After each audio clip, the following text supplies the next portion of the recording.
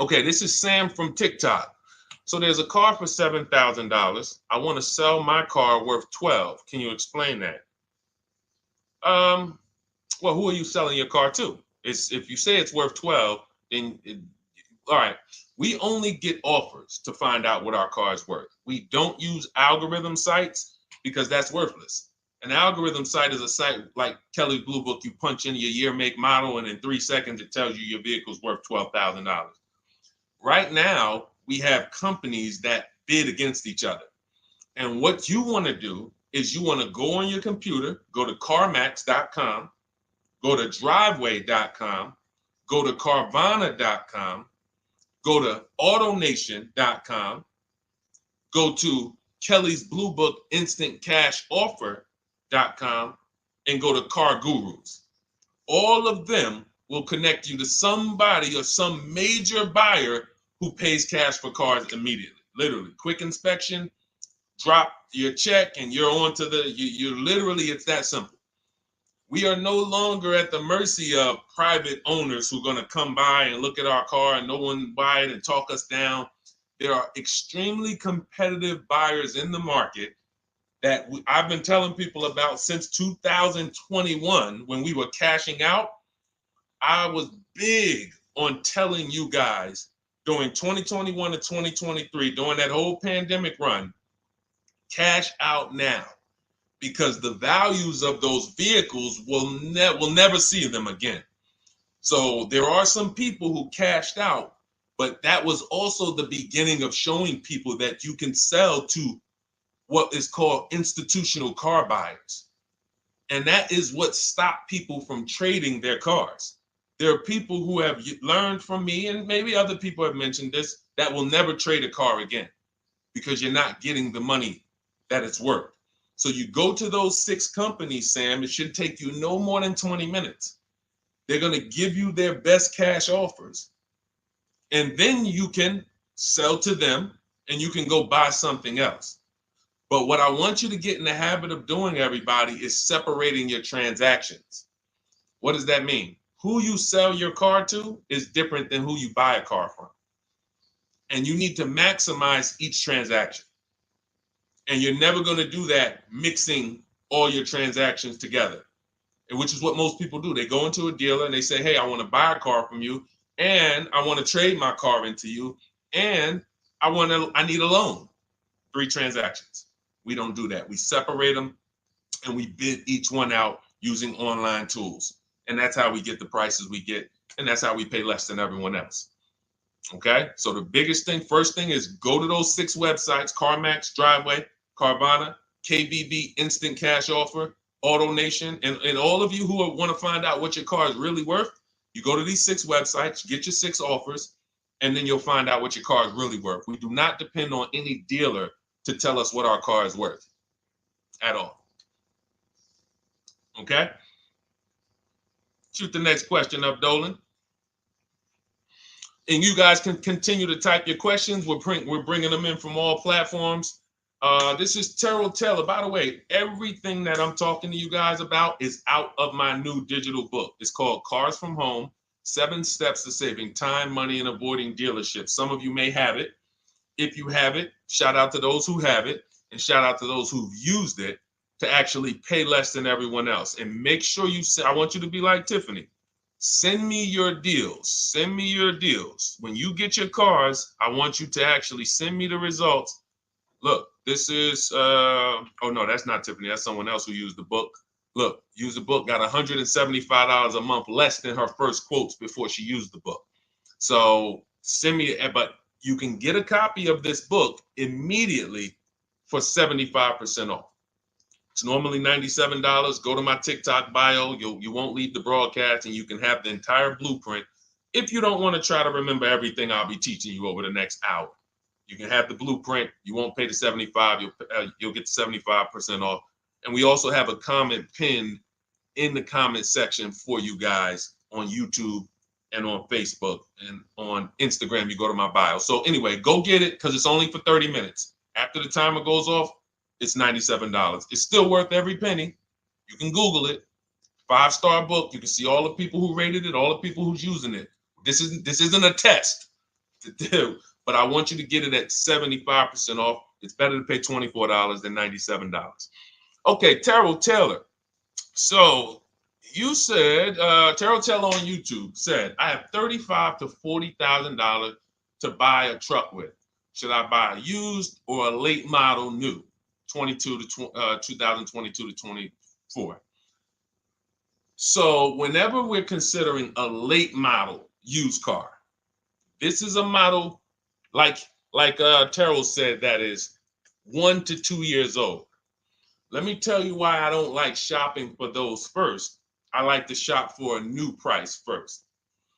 Whenever you are buying 1 or 2 year old used vehicles, you have to realize something. How do dealers get used cars? Trade, or they get them off lease, they buy them.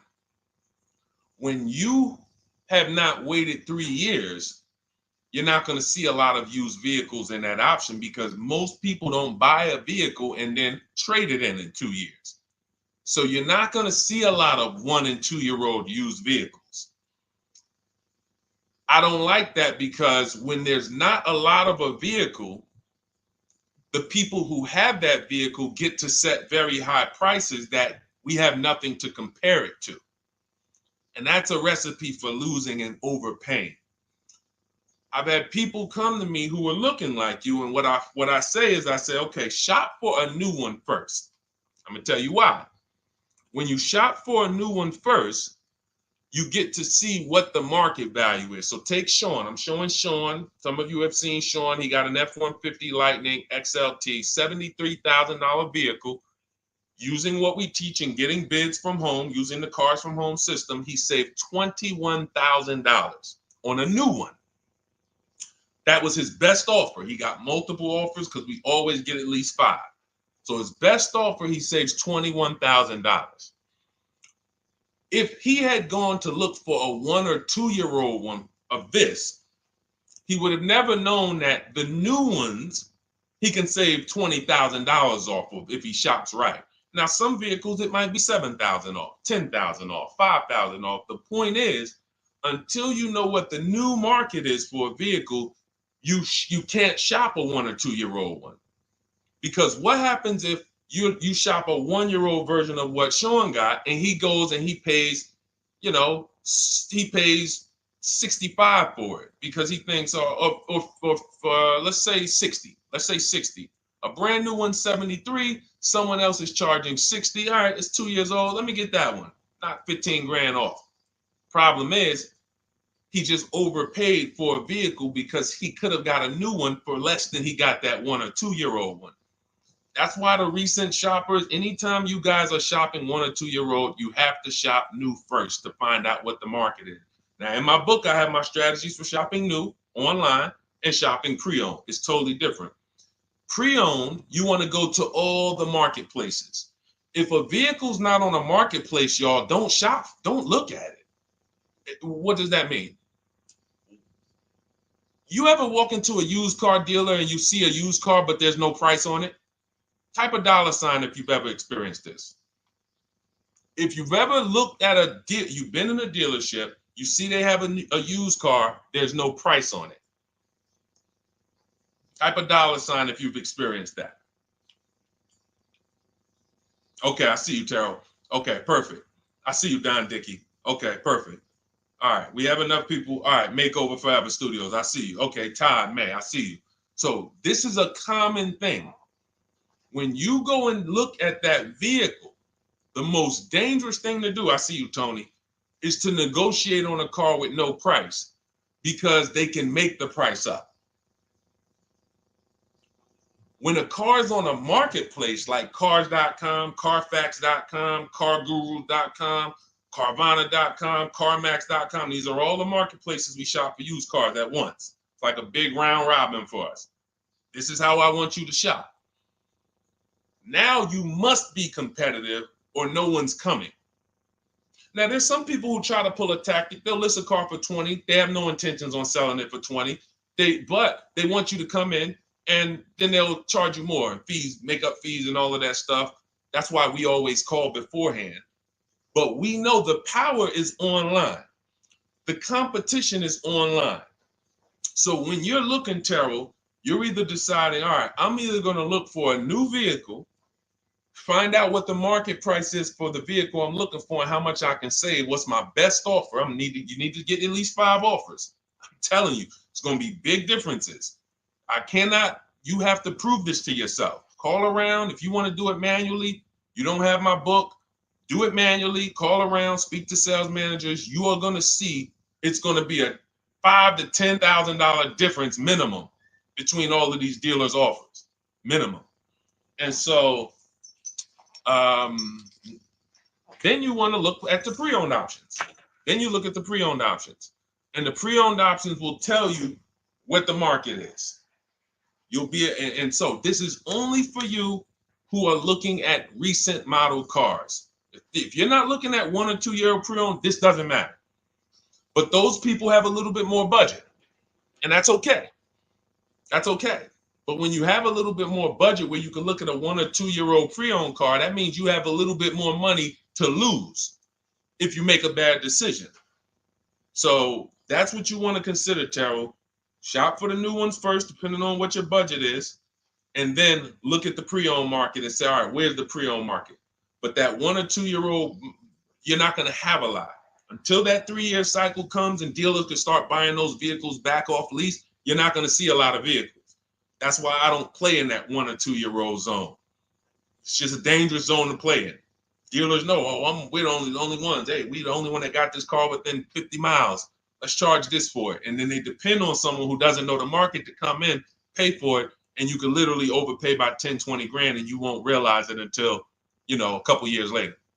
Okay, great question though. Great question, Terrell. Go ahead, shoot the next one up, Dolan. Type your questions, y'all. We're going to get through as many as we possibly can in an hour. I see a lot of questions coming in. Let me try to speed it up. All right, this is Abigail from Instagram. How do I shop for cars and take test drives without feeling like I'm wasting their time? I'm nervous. Okay, first thing to realize, Abigail, you're a very considerate person. God bless you for that. You're about to spend 5 figures on a vehicle. Some of you 6 figures. I love the courtesy, but we are the prize. When you're shopping the way I want you to shop, some of you, this is your first time here. You don't even know, hey, who is this guy talking? I spent 14 years in the car business. 5 years with Mercedes, 5 years General Motors. I've been helping people buy cars and get below market deals since 2019, education-wise. I love it, but you deserve the experience. If you were walking into the mall to spend 15 grand, let's just call it 15 grand. How would you want to be treated? Like royalty, right? Right? So, but I'm going to answer your question, but I need your mindset. A lot of what we're discussing is going to be the right mindset. You are the prize. That's why I don't want you going to dealers begging for discounts anymore. I want you sitting at home making dealers bid. This is how we do test drives on new cars and leases. New cars and leases. This is how we do test drives. I have it in my book because it's that serious. You're either going to have a great test drive or you're going to have a horrible test drive experience. We call and we ask the dealer, who's the most experienced person there? Who does everybody like? Who's the person that, has been there for a long time, just has a great reputation? Oh, that's John. John is just, he's been here 20 years. Everybody loves him. Okay, can I speak to John? Hey, John, my name's Deshone. I'm interested in the Honda Pilot. I just like to test drive it. I'm in the process of deciding what I want. And, do you have this particular model? You have one there that I could test drive? John, because we asked for the best person, we're typically going to get somebody who is not going to lie, usually. Not a guarantee, but taking these steps, I know these guys. I've been in this dealership. I know most dealerships have one person there who has a good reputation and who cares about that reputation. If you're enjoying this content, hit the like button, y'all. And Keith, y'all killing the likes on TikTok. Shout out to everybody who's hitting the likes on TikTok, to double tapping the screen. Appreciate y'all. And shout out to everybody who hits the like button. When we get there, we meet with John. We test drive. John, thank you so much. Can I have your card? I'll leave you my information. And if this is the vehicle I want, I'll be in touch with you. Perfect. Oh, Deshone, we don't sit down? We don't think, no, we never sit down. I'm telling you that there are things you must unlearn about the shopping process if you're going to win. And what does winning look like? Getting the most money off in the least amount of time. There's no leverage that you have when you sit down and try to negotiate with a car salesman. Every single dealer around you that wants to compete for your business, you can't talk to them while you're sitting in one dealer talking to a car salesman. That's why we don't do it. We get a card. Thank you so much. Listen, if this is the one for me, I'm going to give you a call. Simple. Pressure's off. There's no pressure in our system. You can't pressure us. That's what I want you doing. New cars, leases, that's how you test drive. 20 minutes, you're in and out. And I'm a car salesman at heart because that's what I am by profession. I would never develop a system that would allow you to waste car salesmen's time.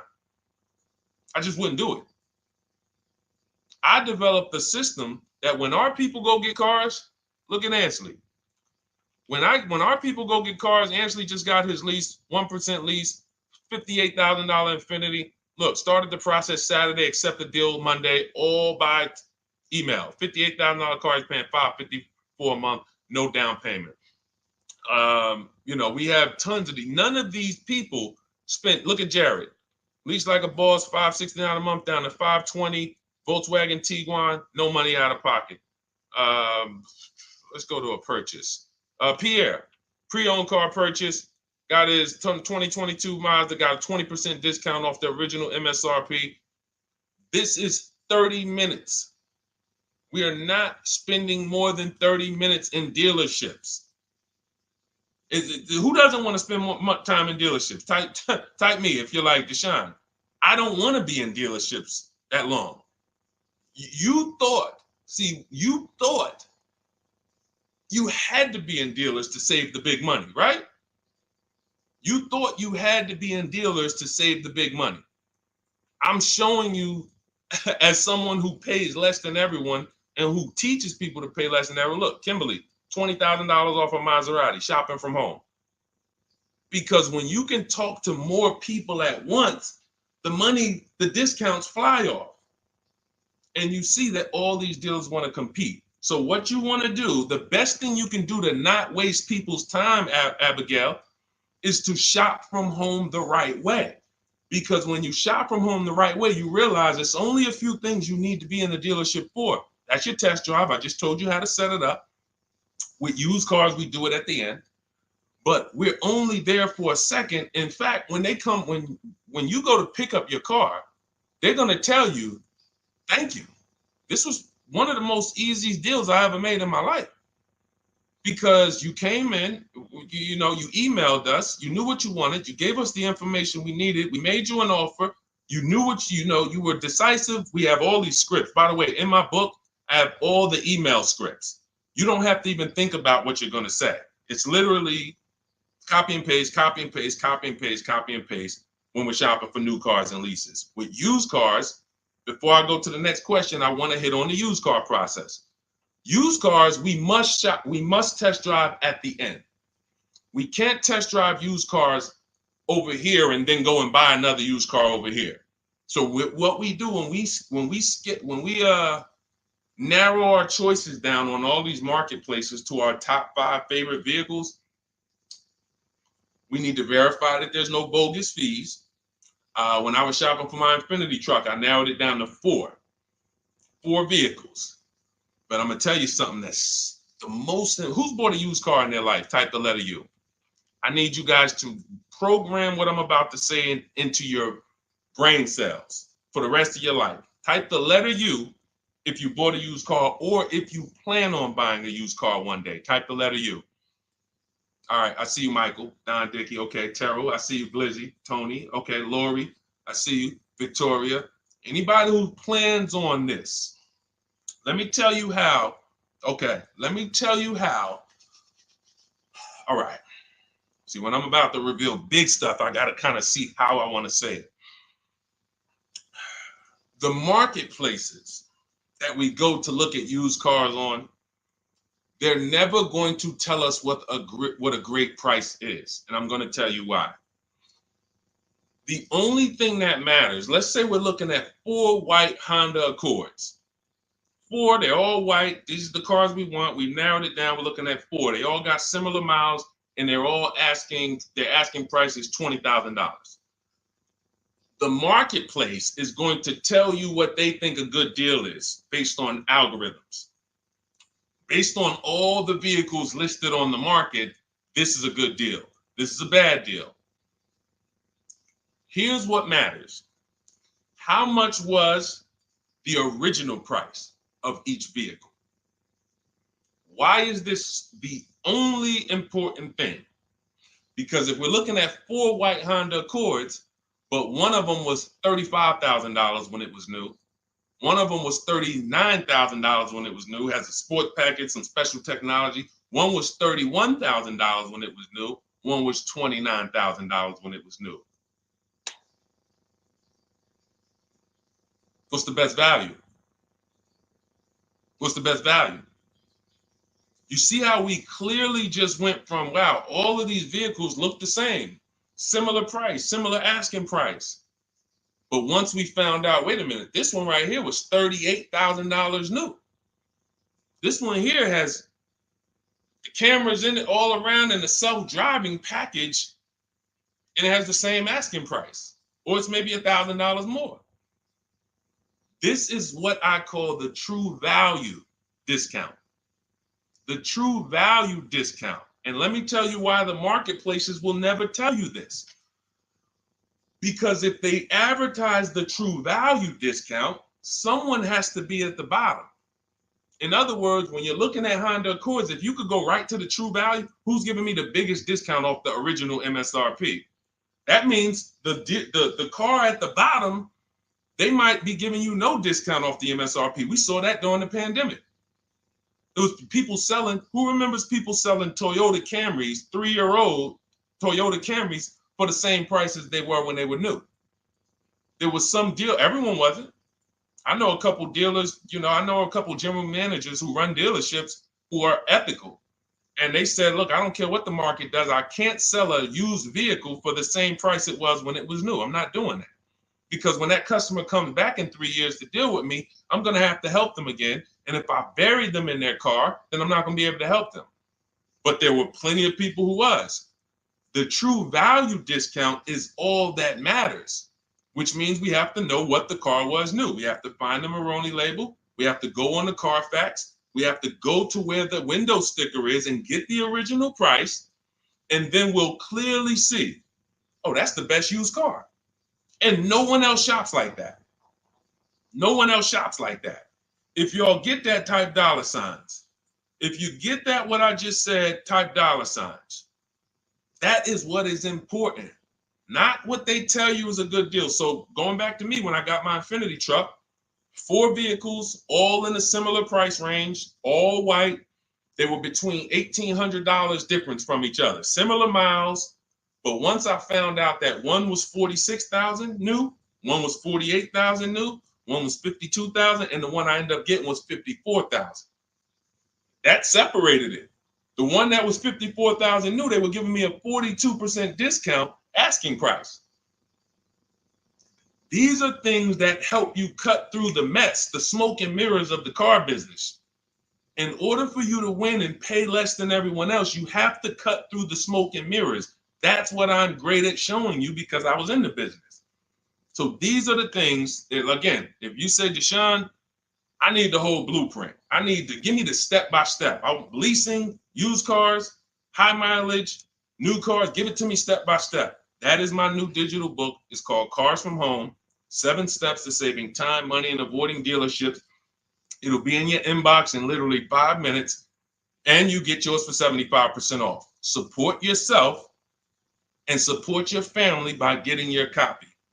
Go to my YouTube comments. We have a link right there pinned for you guys. We have a link in the Facebook comments. Get your book for 75% off for the next 30 minutes. You'll see a timer on the page. Now, if you're on TikTok, click that picture of me and go to that link in my TikTok bio and click the one that says 75% off to activate the 75% off link.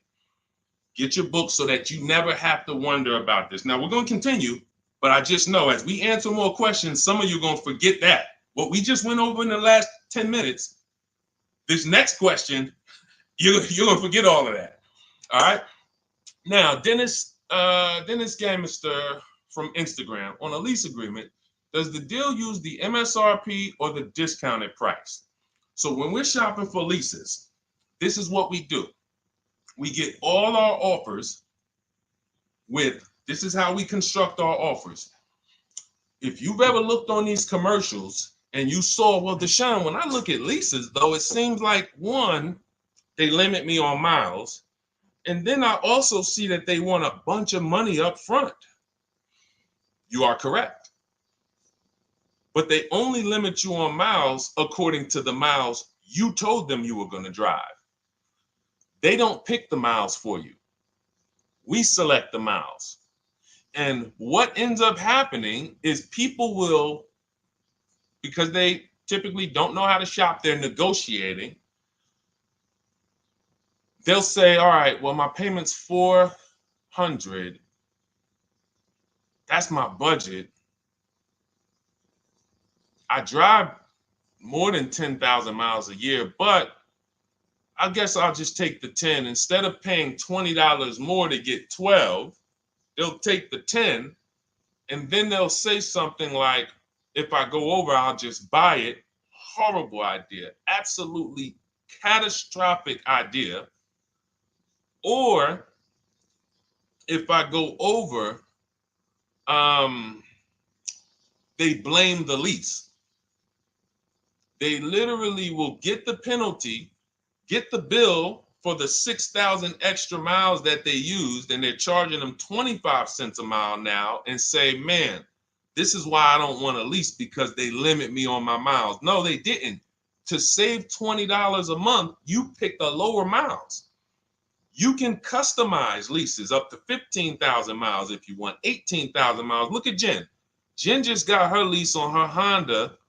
Hold on, where's Jen's lease? She got an 18,000 mile a year lease. Now, the way we shop is 12,000 miles per year, only first month's payment due at signing, and we shop it taxes and fees in the payment. Jen, her best offer on her Honda CR-V hybrid, which is one of the most popular hybrid crossovers in the market, she got $512 a month, 12,000 miles. That's a 1.3 lease. We'll talk about the 1% rule for great lease deals and the 1.5% for overpaying. She gets 1.3. She bumps it up to 18,000 miles per year. But look how much more, y'all. $50. So for $50 more a month, she, instead of driving 12,000 miles, she gets to drive 18,000 miles. And she gets to drive as much as she needs to for $50. Versus her saying, you know, I'm going to take the 12 knowing I don't drive 12, and then I'm going to get penalties and, again, blame the lease. The lease is custom. And the first time I learned about high mileage leases was when I was working at Hyundai. I was a manager at Hyundai for a short period of time. It was a highway dealer. The guy ended up going to jail. It was typical, like, you know, I've worked in some dealers, some phenomenal dealers, but this one was like, if you ever could imagine the prototypical highway scam dealership, I mean, this was it. So I was only there for 6 weeks, but I was a manager, and what I saw was I was taking care of this guy's lease who was just finished with it. He had 72,000 miles on it, and I went out there and I said, wait, you leased this? 72,000 miles? He said, yeah, I always lease now. He said, I used to come in every time I bought a car, my negative equity was ridiculous, $15,000, $10,000. I had to keep writing these big checks. And I just said, you know, let me switch to leasing. A customer taught me about high mileage leasing. That's why when I say car salesmen aren't trained, they're not trained. We learn things by intuitiveness and curiosity, and you know, we're not trained on finance and insurance and leases versus buying, none of that. You know, so anyway, I said, wow. And so I looked at his payment. This guy is only paying like $175 more a month, not even, to drive 25,000 miles a year. So if a normal Hyundai lease was $299, he's paying $450, $475, and he's driving 25,000 miles a year. Boom, drops it off, Boom. No negative equity, none of the trash that most high mileage drivers are dealing with. So when we are shopping for a lease, we have to shop with our template. Whenever you're getting your lease quotes, it's 12,000 miles a year, first month's payment only due at signing, taxes and fees in the payment. Assume tier 1. That's what we blast out. In my book, I have something called the 25 to 5 strategy. We connect with 25 dealers online. You use my email scripts, copy and paste. We're going to get 5 offers. This will take you. You saw Ansley. He said, I started it Saturday. By Monday, I accepted a deal. This doesn't matter. This is a 24, 48-hour turnaround to start getting offers on these vehicles. Now, once we're looking at offers, we take the MSRP. We take the monthly payment. We divide it into the MSRP. So let's just say we're shopping for a vehicle. It's $40,000. One of our offers is $400 a month. $400 a month. No money due at signing, just $400. We drive off. We divide that into the MSRP, not the selling price, the MSRP. So now we divide that into 40,000. We can see and we multiply by 100. That's a 1% lease. The 1% lease rule has been around for the last 20, 30 years. If you could lease a vehicle and the offers is under 1% of the MSRP, it's a steal. Great value. Because a $40,000 vehicle with no money down to buy would cost probably $800 a month on a 5-year loan. So it's incredible value. It's a steal. You don't have to worry, am I overpaying? Nowhere near. You're still in the vehicle. And we have some people who shop from home using the car. If you're Deshone, do those deals really exist? If you're on YouTube or Facebook, you can see right now, look, Greg got a 1% lease on his Kia EV6 Win, $527 a month, $56,000 vehicle. Look, Zafrina, $579 a month, $65,000 vehicle. Ansley, you saw Ansley's Infinity. Rosalie's Infinity truck. Right here. Look, it's paying $592 a month, $59,000 vehicle. 1% lease deals are out here when you know how to shop. Now, that's a steal. That doesn't mean that's the best. That doesn't mean, if I can't get a 1% deal. In order to get a 1% deal, you have to not just shop. You need major support from the manufacturer. The lease program has to be good. The rebates have to be good. The residual value have to be good. The money factor, which is the interest rate, have to be good. There's a lease program that no dealer can control. So when we get these offers, that's how we're judging them. Divide the monthly payment into the MSRP. In my book, I have a calculator that I created where we put all our offers into it, and then it spits out what we call counter offers. So we get 5 offers, 7 offers. We put them all into this calculator I created. Again, this is the best $24. If you get there for $24 before that 30-minute timer and you get your copy, it'll be the best $24 you ever spent. I hold myself accountable to that. You can Google the book and read the reviews. There's software that we created that that's how you're judging your leases. You're looking and you're comparing to the 1% rule. Now, when you get to 1.5%, we can't make those deals. We're paying too much for a vehicle that we're giving back. We have to see, there was no indicator before I created the 1.5% rule. As much as I love educating people on leases, the only people who should be leasing is if you're not keeping your cars 8 years. All of you long-term people who you keep your cars more than 8 years, don't think about leasing at all. You should be shopping for below market purchases. But if you're not keeping your cars 8 years, you're losing thousands of dollars not leasing cars. Depreciation is where you lose. Resale value is where you lose. So the 1% rule is what our anchor is, but 1.2 is great value. 1.3, great value. 1.4, good value. 1.5, good value. Anything over 1.5, now we're paying too much for a vehicle that we're giving back. So that's how we're judging. That's how we're judging and comparing our lease offers. And with the calculators that are in my book, you can literally do this in seconds. This stuff, these mathematical things that used to be complex, even hard for me to explain, when you're using the stuff in my book and you're seeing, wait, There's calculators I can do this. Boom, boom. Why don't these calculators exist on Google? Because anything that makes dealers compete, they're not going to make for you.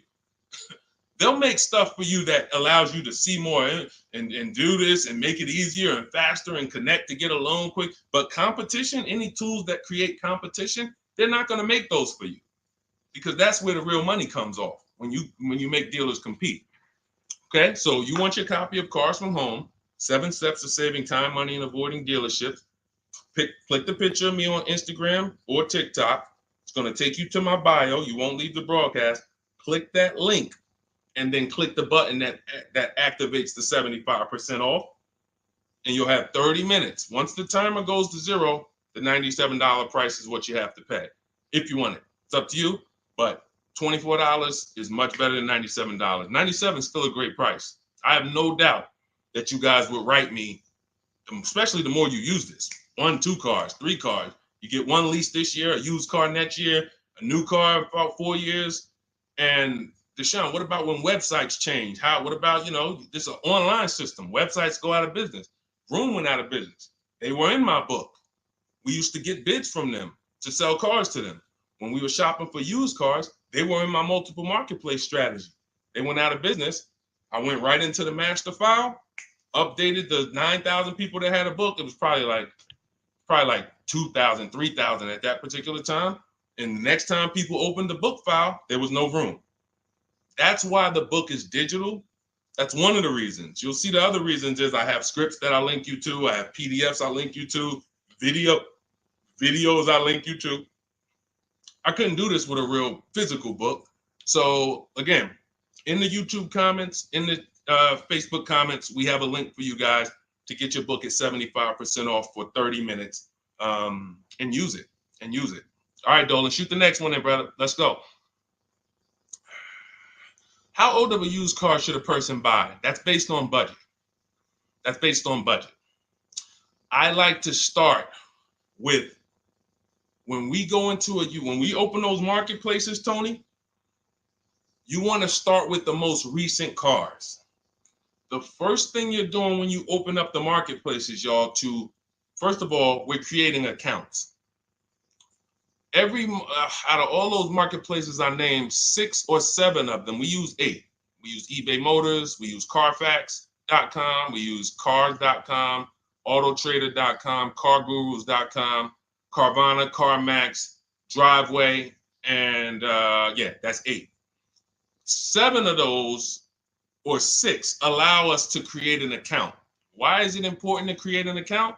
So that every single new car that matches our criteria, as soon as it's listed, we get a notification.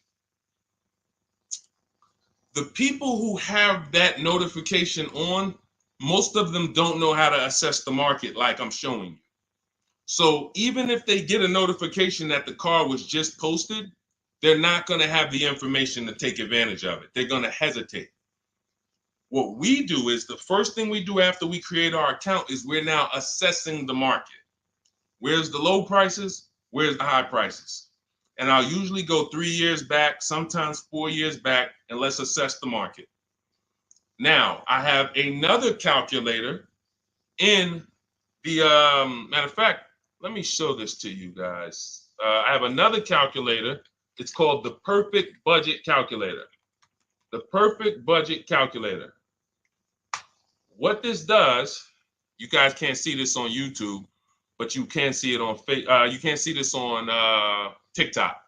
But if you go over to YouTube, Facebook, or Instagram, you'll be able to see what I'm sharing right now. Now, what often happens is, let me share this. Hang on. Boom. Okay. So now what often happens is, a lot of you will say, I could put down $2,000, but, if I don't have to, then I won't. Or, if you get a car and you pay $15,000, if you pay $500 a month for 5 years, that's a lower price you paid than paying $500 a month for 6 years. So ways to manipulate our budget is to shop within our budget for a shorter loan. This is all stuff where I said, okay, people don't know they need to be doing this. So let's make a tool that does it for them. And this is, you get access to this when you get your copy of Cars from Home, my book. So let's say we do something called an equity assessment. Everybody who has a car, remember I was mentioning a little while ago, we go to these websites, Driveway, Room, or all these, and we find out what our car is worth. Let's say you're like, man, okay, if I sell my car to CarMax, I'm actually going to have $3,200 of equity. All right, so when I sell, I'm going to put that into my budget. All right, now max, my down payment, max I could comfortably do is $1,500. That's max. Now, we use the average interest rate, and in my book, I give you a link to see what the average interest rate is at the particular time you're going to be shopping. Let's just say it's 6.9. Now, we enter a comfortable monthly payment. Let's say you're like, all right, I don't want to go any more than $425 a month for 6 years. That's my max. You enter your state so we can pull the taxes and we can pull the fees. New Jersey, calculate budget goals. Now it's going to ask you a comfortable monthly payment on a 5-year loan. You might say, all right, same thing. I still don't want to go over 425 no matter what. Perfect. What this does is create multiple goals. And it creates multiple goals. It creates a starting point. Now, if you find a car at this price, $18,776 or less, you can do a 5-year loan, use none of your equity, so this will go in your bank, and use none of your down payment. Now, next goal may be, okay, $22,000 or less. 6-year loan, no equity, no down payment. So the first two goals are no money down goals. If I find a car anywhere in these price ranges, I can do these deals, no money down. Now, this is one where I use my equity, but no down payment. Goal number 4, I use my equity for a 6-year loan, no down payment. Now, goal number 5. Now you can see the price of the car is getting higher. Use equity, use my use equity and down payment, but it's 5-year loan. And then here is your max budget. Your max budget, which is fine. There's nothing wrong with if you find a vehicle that, once you use this and you find the best price vehicle, as long as you are under this number, you are fine. The problem is when you go over that number. The problem is when you go over budget. All of these goals are your budget. So when I got my Infinity truck, I got my goal out. It was my fourth goal. Now, this is how you make sure when you go out to shop, and look at the top. What does it say? You select your state determines the sales tax, will factor it in, give you precise figures. Now, you'll notice, what about the fees, Deshone? Don't all these cars charge fees? We've already factored in the taxes, and we've added $1,000 for fees. What is $1,000? The documentation fee and the motor vehicle fees. It's all in there. So you can go out and know that's my max budget. I cannot buy a vehicle, make a deal on a vehicle where my purchase price is more than $26,729. That's the perfect budget calculator.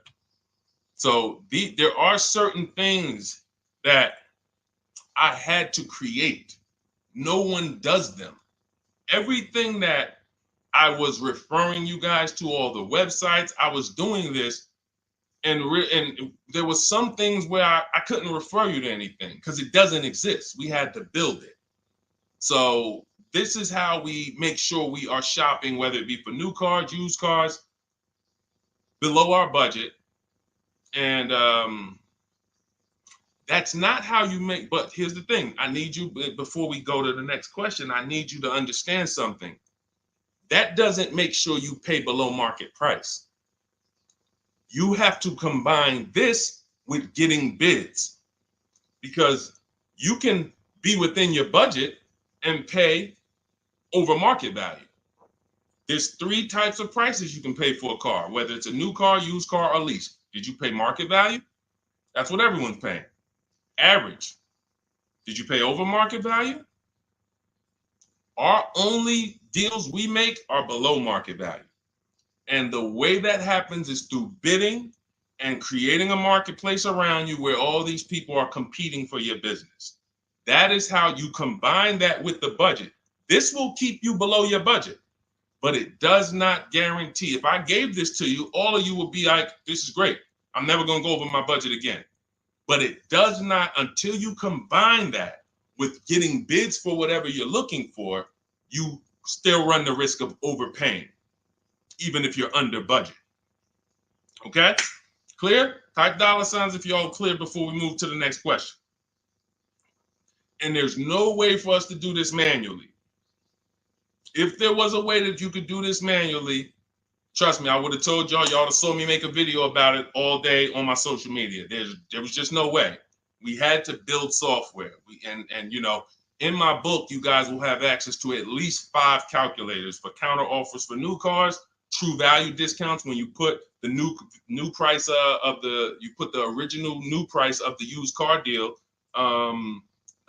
whatever used car you're buying, you put the new car price in, and then you put in the asking price, and it tells you the true value discount, perfect budget calculator. We have at least 5 softwares that I've custom built, and you know, to make sure you guys get great value. So again, you know, I didn't want to be the person who said, you know, you guys know, there's plenty of people who be like, man, the value I'm giving you guys, I'm gonna charge $2.99 for the book, whatever. The people who pay, they'll save the money. And the people who pay, there'll be some people, because some people are gonna pay, they just see value. Poor people look at cost. Wealthy people look at value. People who are into financial literacy they don't ask themselves, how much does that cost? They ask themselves, what's the value I'm getting from that? And I could have said, well, you know what? I'm going to help you pay less than everyone on new cars, used cars, leases. We'll do $200, $300 for the book. And I only want to sell it to 1% or 5% of the pie. But at the end of the day, my mission is to help as many people want to be helped. And so that's why I said, okay, $97. But even our welcome offer, you got a chance to get it for $24 if you get there before the 30 minutes is up. Okay? YouTube link, get your copy. And make sure you save the support email, guys. If you see it scrolling across the screen. If, for instance, you don't get your book in 5-10 minutes, it's usually because you typed your email wrong. Reach out to my support team. They'll get you the book immediately. And soon as you pay, go to TikTok. Look, y'all see the links. Go to my bio on YouTube and Instagram. Get your copy. And as soon as you pay your $24, there's going to be a page that says screenshot this page. Right on that page, you can access your book.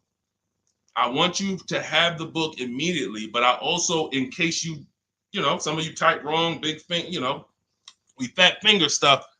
I want you to have the support email so that you can reach out to my team so we can make sure that book is in your inbox so you can use it and start saving money and building confidence. Okay, Dolan, next question, man. Let's keep it rolling. Okay, there's something about Mary on Instagram. I bought a car as is, and in less than a month, motor lock, can I sue for selling me a lemon? I'm not a lemon law attorney, but that is not what a lemon law case is based off of, in my understanding. Lemon law case is based on you buying a vehicle and the same thing continuing to go wrong at least 3 times. You know, that's a general overview of, you know, what the lemon law process is. And if y'all are enjoying the broadcast on TikTok, can y'all just double tap the screen and keep running those likes up? Every time y'all do that, y'all help TikTok bring more people here, and I appreciate it. If you're going to spend some time with us and, you know, every time just you hear something you like and you're like, man, we got to share this. Oh, and shout out to Madhu for sharing. Here's the thing. I made a video about this the other day because a friend of mine got a used vehicle and the transmission went out on him in about a month. So it wasn't the engine. But when you buy a vehicle as is, it's very tough for you to have any recourse, anything that you can do, because you're signing a contract that specifically says as is. It's very tough. What I would do if I was you, because the damage is done. I just find out what it would cost me to put a used engine in the vehicle, rebuilt in a used engine. You know, salvage yard. You need to, and especially if you're buying cars that you're paying cash and you're buying as is cars. These are probably cars that are under 10 grand, 12 grand. You need a mechanic. See, because that's a strategy. There is a great strategy called buying inexpensive cars and having a local mechanic so you could do what's right. Oftentimes you could drive those cars for a year or two and sometimes sell them for what you got for them because you've outlived the depreciation. Those cars are not depreciating as much unless you overpay for them. If you overpay for it, then it's going to drop because you overpaid for it. But if you pay a great price on some of these vehicles, you can oftentimes win with this, but it requires skills. One of the skills is, how do I avoid engine issues, transmission issues? So a couple things for those of you who may be going this route, you need to narrow your search down thoroughly based on title history, service records, accident history. That oftentimes you'll see, if I typed in right now 2018 Subaru Outback longevity.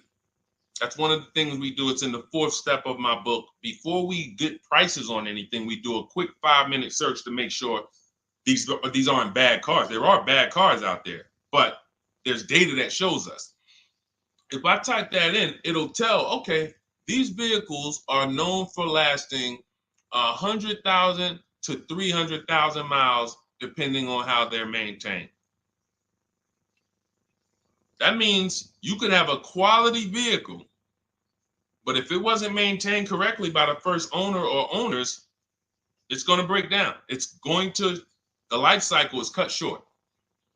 These are preventable mistakes by simply checking Google. Now, we narrow these things down based on title history, service records, accident history. Once we do that, I don't mind buying a 10-year-old. I bought a car that was it's my around the city car. I drive it probably 200 miles a month. I bought it from a owner in South Orange. He was a 98-year-old man. He's had it for 10 years and he knew everything about it. He leased it for 3 years, then he bought it. So he's really had the car for its entire life cycle. That's what you want because you're able to look and see the service records. I don't mind. We have to take the risk off of ourselves, and the risk off of ourselves with used cars to prevent ourselves from buying these used cars that are breaking down on people and they're always in the shop and, they're dying on the road and you got to keep the tow truck on speed dial.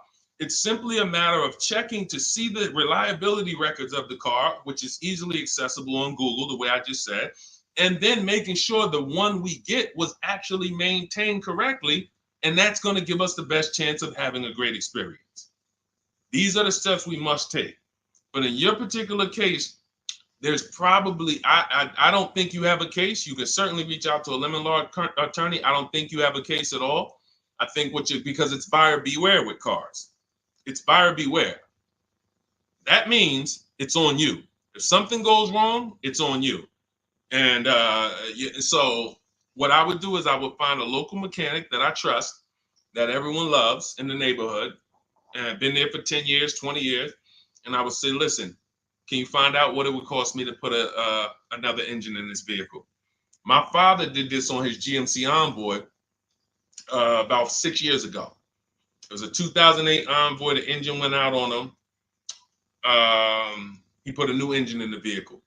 One of the best $2,000 he ever spent, $2,000 or $2,500, whatever it cost him. They put a new engine in that vehicle. He still has it. He's about to sell it for about $4,000. He's had that vehicle from 2013. Think about that. A lot of people, engine goes out, they sell the car. It's worthless now, so they take the loss. Meanwhile, man, let me come up with $2,500 and I still got no car payment for the next 6 years. We don't need to be so quick to go replace our cars. If we follow these strategies, we can actually, I love to see more people doing that. Just go fix the car. But don't go to the dealership to fix it when they tell you, hey, the engine's gonna cost $10,000. And what does the dealership say, y'all? When you have these major issues and the dealership tells you the transmission is $7,000 and a new engine is $10,000, what's their suggestion? What's their suggestion when they tell you that? Because they already know you're gonna be like, yo, what the heck? I can't pay all of that. What's their suggestion?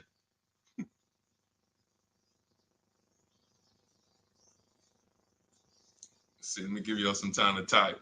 I just want y'all to know, like, this is how the system works. So I know somebody, look, thank you, Jay June. Trade it in. Thank you. You see how we can, oh, look, NY Anderson, buy a new one. So what they do is, exactly, Victoria, they're going to suggest a new vehicle. So if we know, now watch this, as your vehicle is worthless, you don't have any opportunity to put it on a competitive market to see, well, how much would somebody pay for that? They've already assessed the value and they want to structure your deal, have you take that major loss for that engine. They're going to put the engine in for a lot less than that and they're going to resell it. And now they sold you another car. When you could have just literally went to a mechanic, got a rebuilt or got a used engine, put in that vehicle, cost you $2,500, maybe $2,000. And literally you're on the road for another couple years with no car payment, keeping money in your household versus now I'm in another $400 a month payment. Okay? This is what it's about. And if you're like Deshone, well, I don't want to keep a car that long. We talked about you earlier. You shouldn't be buying cars. Because the keepers on here who keep cars 8 years, 10 years, who has a car they've had in their driveway for more than 8 years? Type the number of years. I want to explain something we're going to help a couple people learn a lesson here about themselves, because they're going to be like, they're going to realize they're not keepers. Look, look, we need to show people, because some people think, oh, I keep my cars a long time. I keep them about 6-7 years. We need to show that that's not a long time in the world of cars and depreciation. So Michael, 15 years. Michael got a car that he's had for 15 years. Let's go. Type the number of years you've had it if it's more than 8. Look, Vancia, 11 years. Let's see. See, a lot of people don't keep their cars. Look, NY Anderson said, I drove my last car 14 years. All right, Connie, 15 years. She has a 2004 Chevrolet. Tony on Facebook, 2006. Now, watch this, y'all. If you ask me, Deshone, what's the way to get the most money out of a vehicle? It's to do what they're doing. Tanaya, 9 years. No, Renata, not less than 8. Not less than 8. We're trying to put you into a different cat. We're trying to help you see the category you should be in. Look, 9 years. Donna, 15 years. What's so important for y'all to see about these people is that they have beat depreciation. And that means whatever their vehicles are worth today, a year from now, they're going to be worth about the same. If their vehicles are worth $4,000 today, a year from now, they'll be able to still sell it for about $4,000. But the thing is, they're trying to get the most money out of it because the cost of replacement is expensive compared to what they're doing. No matter how much they got to pay to keep those vehicles on the road every year, a little couple $100, maintenance, whatever, it's nothing compared to going and getting a new car and bringing hundreds of dollars a month or thousands of dollars in the form of cash out of our household. And everyone's not going to do that. And that's okay. You should not be buying cars. You should be shopping for below market leases. Because again, there's 2 ways to save money. Do what the keepers do. You just saw all the keepers. We shouted out all of them. And the other way is to go in and not tie money up in the vehicles in the first place. When you look at somebody like Danielle, she's driving a $44,000 Audi, 2024 Audi A3. That vehicle is $800 a month to buy, no money down. $800 a month for 5 years, maybe $700 a month for 6 years. She's paying $550 a month. She didn't tie up the money in the first place. That's the name of the game with leasing. Bonita on her Telluride. This is also to show you it doesn't matter what the market does. The market could be up or down. We're going to pay less than everyone. This is Bonita. She got a Kia Telluride during the pandemic when everybody was paying ridiculous prices. That's why I show her 2022. Look at the date. She said, I'm driving my dream vehicle, $600 a month. People were leasing. And I know if somebody watching this and they're like, if you leased a Kia Telluride during the pandemic, you are not paying what she's paying with no money down. I know it. I know it. People were DMing me, Deshone, I want a Telluride. They want $900 a month for them. I know people weren't paying $600 a month, but she came in, used our bidding system, used the same strategies you're going to have access to in my digital book. She got $600 a month from home without being in a dealership. Her dream vehicle. This is how you win. You're either going to not tie up your money in vehicles, you're going to drive new vehicles that don't have problems because they're always under warranty and you're paying cents on the dollar compared to people purchasing, or you're going to be a keeper like Michael and like Donna and like the people who said, okay, I'm keeping my vehicle this long. That's why in my book, it's 7 steps. But the first step is to ask yourself how many years you're keeping your next vehicle. That is the first question I would ask you if you and I were shopping together. My first question to you would be, Michael, how many years you want to keep the next vehicle? 8 or more or less than that? If you said to me, Deshone, I'm going to keep it at least 8. All right, let's go for the purchase. New or used, depending on budget, but we're purchasing. We need to find a below market purchase. If you said, Deshone, I'm 6 years max. I can't see myself keeping a car more than 6 years. All right, we're going to shop for a below market lease. Because the money you're going to spend in a below market lease, when you get these below market lease deals, not commercial leases, not what you see on advertisements. Those are ridiculous prices. We don't pay those prices.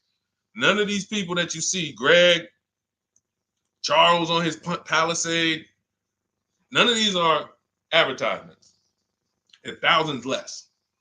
But when you're putting money in the cars and you're driving brand new cars, this is how it was for me when I was 22. This started for me at 22. I was working for Pontiac and I leased a brand new Pontiac G6. It was $256 a month. $256 a month. It was like a $21,000 vehicle. Same time, I had a friend of mine. She got a I don't want to say it because she might be watching this, and this is no shot at her. I didn't understand enough to teach her back then because I was new in the business. She went and she bought, let's call it a Honda Civic. Now my car was bigger because the G6 was a mid-sized vehicle. The Honda Civic is a compact vehicle, but she bought it. $20,000 vehicle, 22, whatever it was at the time, paying almost $500 a month. Like that's a $500 payment. That's what it is. So my young household, I got a newborn daughter. I got a new car I'm paying $256 a month for. Same time, it's got families around me. They're in their 20s, but they're paying $500 a month. This is what showed me, wait, something's going on. And I never stopped.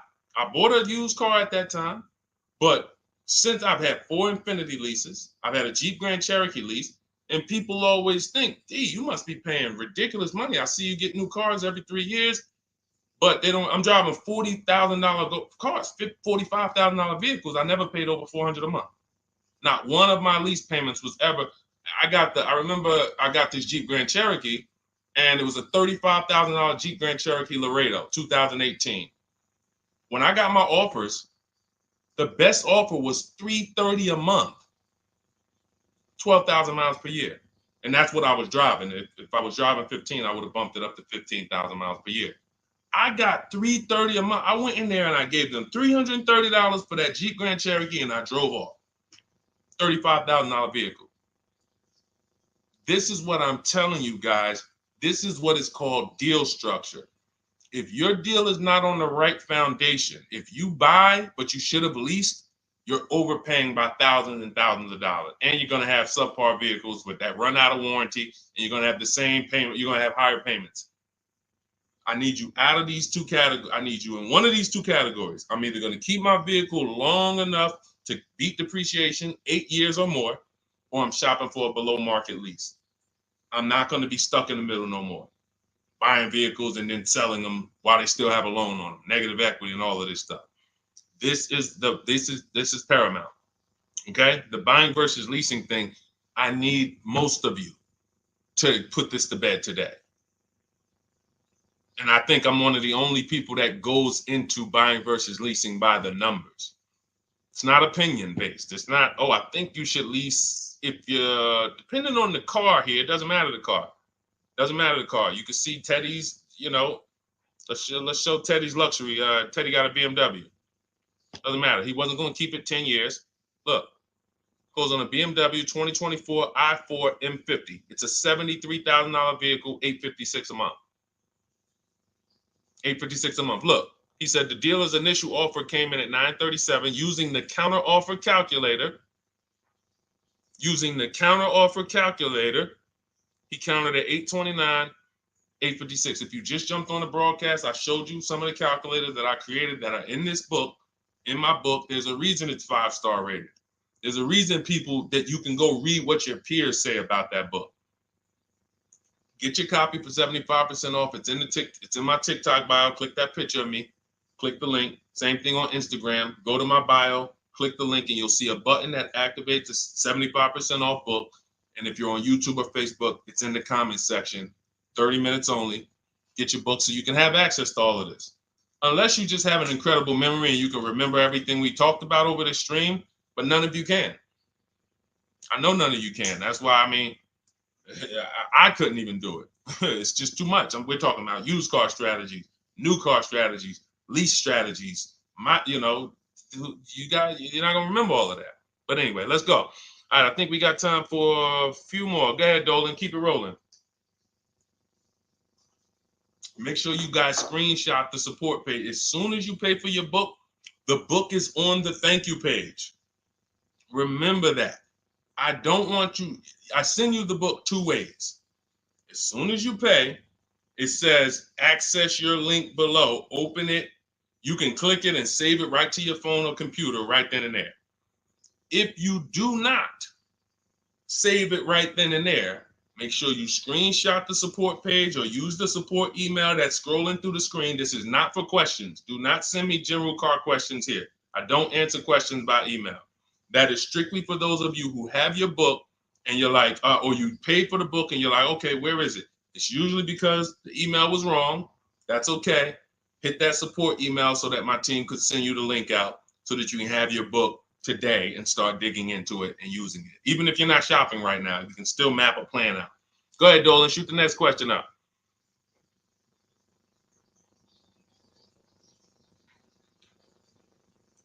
All right, this is Victoria from TikTok. Any tips for how I can get the highest trade-in value for my existing vehicle? Of course, bids. Bids. First of all, you just said a curse word. You may not know, but we don't use that T word here because you're never going to get anything. You're not going to get a max value for anything trading. We are fortunate that we have the opportunity to get bids from cash buyers in the market. And I'm not talking about cash buyers like Facebook Marketplace where a person, it's one of your neighbors from your town coming to look at your car.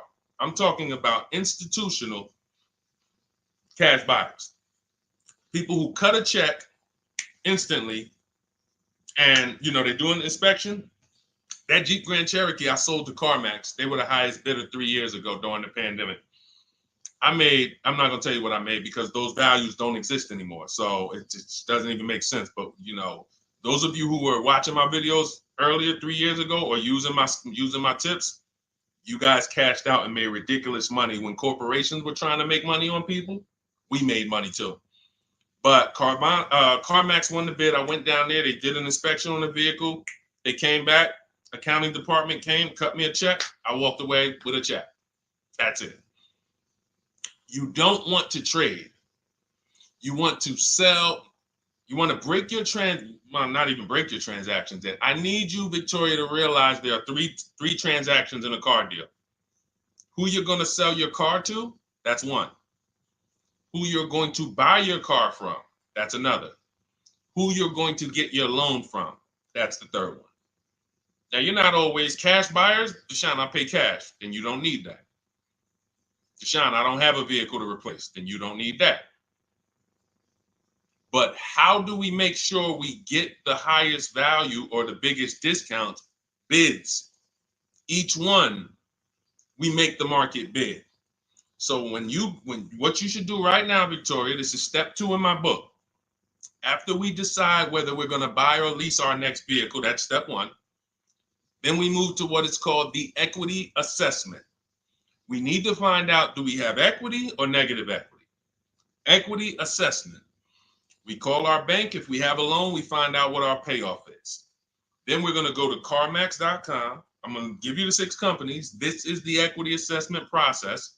We do this for leases too. I don't know if we have time to go into that, but I'm sure there's people on here who didn't know you could sell a lease. Type a question mark if you didn't know. Deshone, what do you mean selling leases? I never heard of that before. Type a question mark if you didn't know you could sell leases. We have an equity assessment process for that too. But what you would do is you go to CarMax, Driveway, Carvana, Kelly's Blue Book Instant Cash Offer. This takes 20 minutes. Auto Nation, Sell My Car, and Car Gurus, Sell My Car. Car Gurus, Auto Nation, Kelly's Blue Book Instant Cash Offer, Driveway, Carvana, CarMax. 6 offers in 20 minutes. That's bids. See, everything we do is a bid. That's how we have peace of mind. We don't negotiate. We make people negotiate with each other. There's 2 schools of thought. I want to remodel my kitchen. I want to remodel my whole kitchen. I go in and I have 5 people come out to give me a quote. One of them comes in and I start negotiating with them. Hey, you got to take less. Hey, you got to take less. You got to take less. I don't know if it's a good price or not. But when I come in, the first person comes in, I say, hey, okay, great. Is this your best offer? I'm having a couple other people come by. Oh, okay. Okay, thanks a lot. Next offer? Oh, next offer? Oh, well, listen, look, I could beat that. Oh, I'll give you another 5,000 off. They're competing against each other. When someone knows you are shopping their competition, you're making them compete with each other. They're negotiating with each other, not with you. That's a bar. Type of exclamation point if you got that. When people know you're making them compete with their competition, they're negotiating with their competition, not with you. That's the power of bidding. That's why we got grandmothers and single mothers that can come in and do this. That's why we got people who can come in and do this. You know, how are people getting these prices? Not negotiating, because they're making people negotiate with each other to earn their business. They're making banks negotiate with each other to earn their business. It's a beautiful thing. Banks and dealerships depend on you not making them compete. They want to negotiate with you and try to make you imagine and make you think, well, that's the bottom.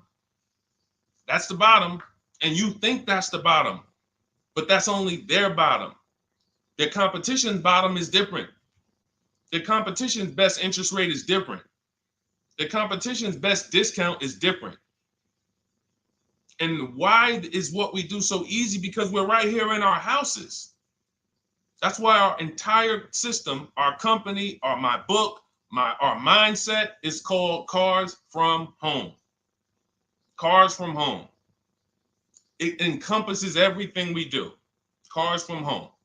So that's what you do, Victoria. First thing you do is you go to those 6 websites, get your 6 cash offers, and that's going to be higher than any dealer you would ever consider trading the car to. Guaranteed. And this also allows us to eliminate the fake emails we get. All of this stuff is computer generated. I know you guys get these emails. Hey, Deuce, great news. We need your 2016 Kia Optima. We have a customer looking for it. We'll pay you $2,000 over MSRP. Who's gotten those emails? We'll pay you $2,000 over Kelly's Blue Book. Who's gotten those emails? Deuce, the list is CarMax, Carvana, KBB Instant Cash Offer, Driveway, Auto Nation, and Car Gurus. Car Gurus. That's step 2 in my book, the equity assessment process. This is stuff we do before we start shopping. Decide whether we buy or lease is step 1. That's going to put our deal on the right foundation. Step 2 is the equity assessment. Everything we do is a path. It's a clear, easy path. Okay, so yeah, I forgot the question that I just asked, but let's go. I could already tell. See, I could tell when I'm winding down because y'all could tell stuff will start blurring to me. That's why I'm like, see, and if that happens to me, I know it happens to you. Like that's why I'm like, listen, grab your copy of Cars from Home. It's a digital book. You'll have it in your inbox in minutes. It's continued updates. I probably updated that book 5 times since we originally launched it. Added calculators to it. Those weren't in it originally. I've added the calculators. I'm committed to making stuff better without being like imagine this. Oh, well, you bought volume 1 of Cars from Home, but I just put a new tool in, guys. Now you're going to get volume 2. And now every time a website changes, you got to get volume 2 and volume 3. And 5 years from now, you're getting volume 9 each time. It's like, no, literally one-time cost. And I can't tell you if that'll be around forever. I can't tell you that. I can't tell you 3 years from now, I'm going to be giving free updates of the book. I don't know. But I know today, that's what it is. Everyone who gets their book, you get free updates as I update the book. Because there's value in that. There's value. I could send an email out to people every 3 years and ask them, hey, did you enjoy the book? They're going to say, hey, yeah. Well, here's the thing. My new version is this. There's value in that. It could just be $24. They're already a believer. Someone who used the book's already a believer. So they'd be like, yo, the new version, oh, I'm about to shop again. $24. I'll pay it again. It's the best money I ever spent. But for now, I'm not doing that. Those of you who have the book, you will get free updates, and we'll keep you on the list to make sure you always get free updates of the book. So your link for 75% off is in the YouTube comments. It's only good for 30 minutes. It's in the Facebook comments, and it's in my Instagram and TikTok bios. Click those links in my bio. Click the button that says 75% off my new book. Get there before the $97, before it goes back up to $97.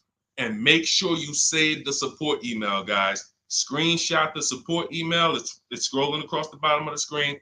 If that book is not in your inbox in 5 minutes, I want you to email my support team. Make sure you check your spam.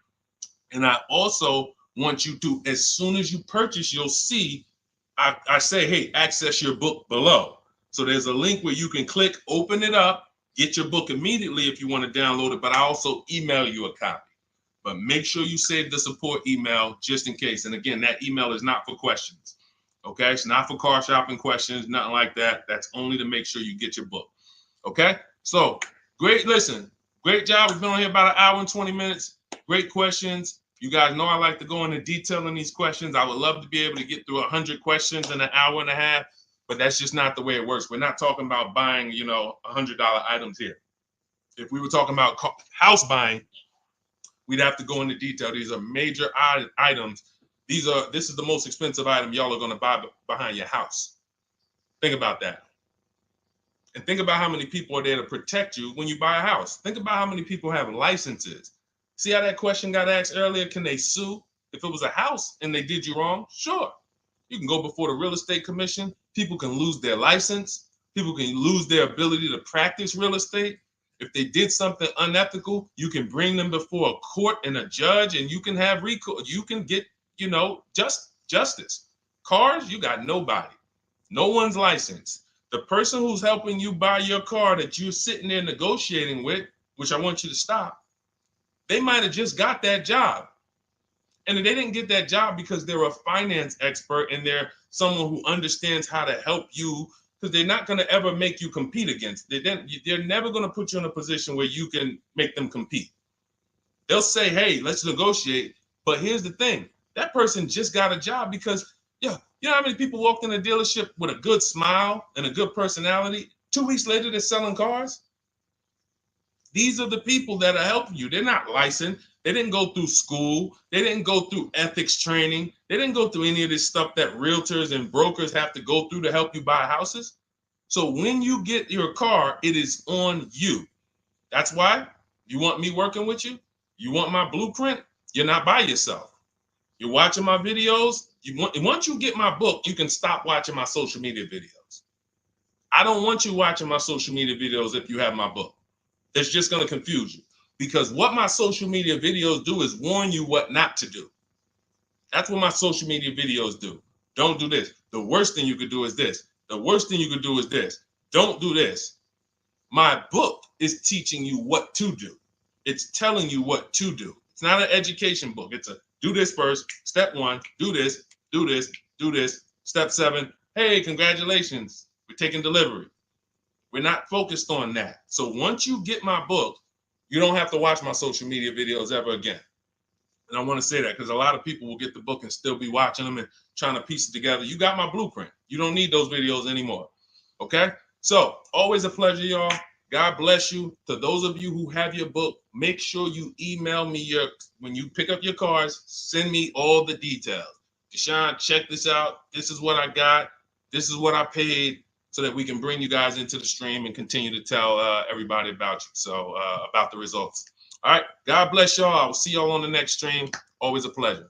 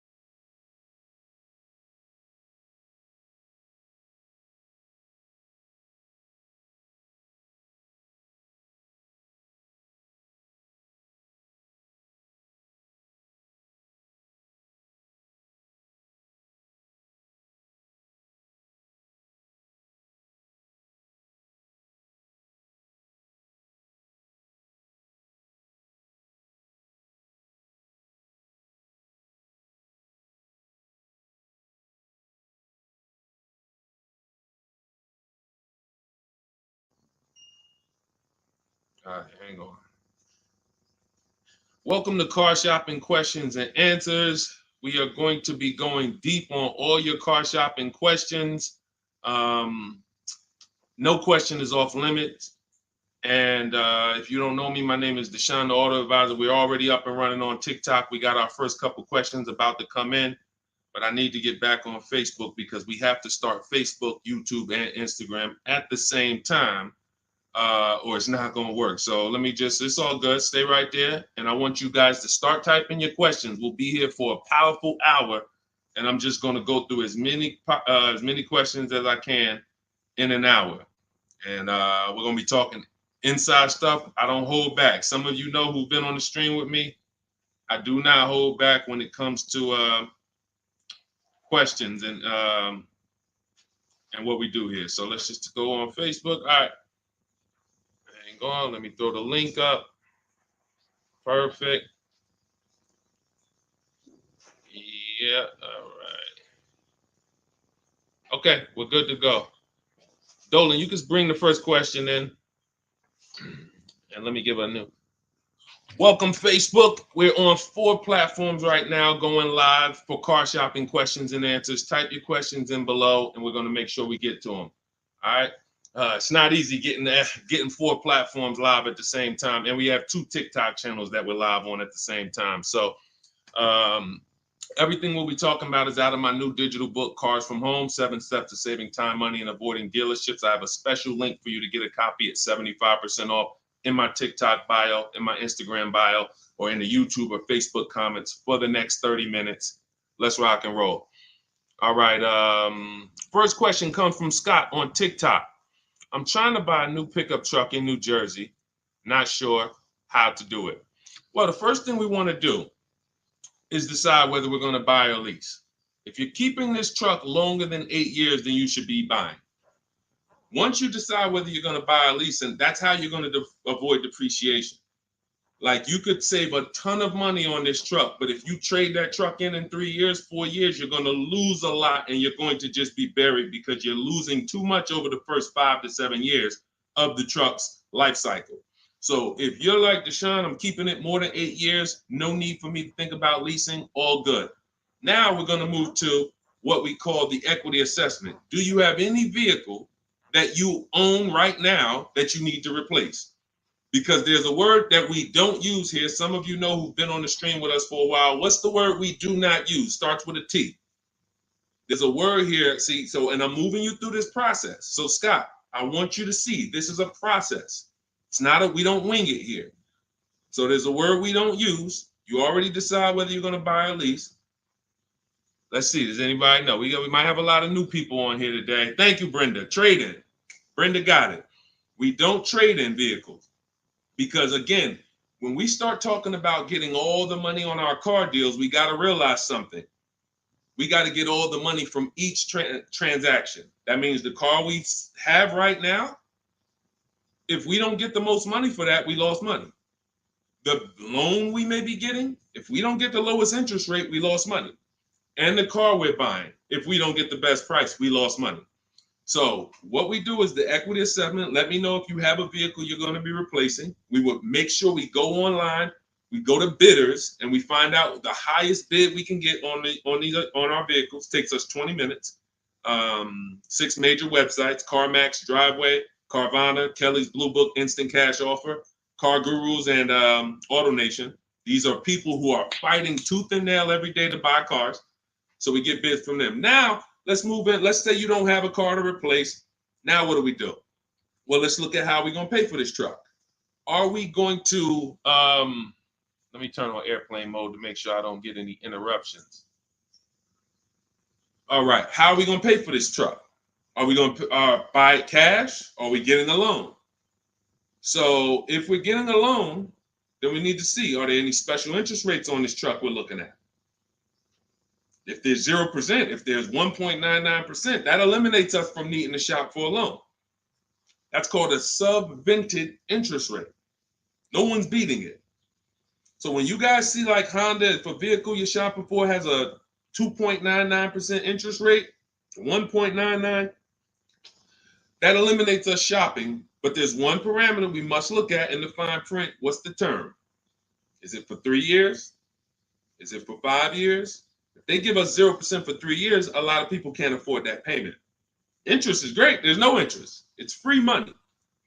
But you got to be able to afford the payment based on the term. Then we move into looking at, is this a quality truck? It's a very important step. Let me tell you what happened. People used to buy Range Rover. When I worked at Mercedes, we had a Range Rover dealer right next door. People come and get a great deal on a Range Rover, come in, feel like, okay, I won. That truck's in the shop every 90 days. Every 3 months.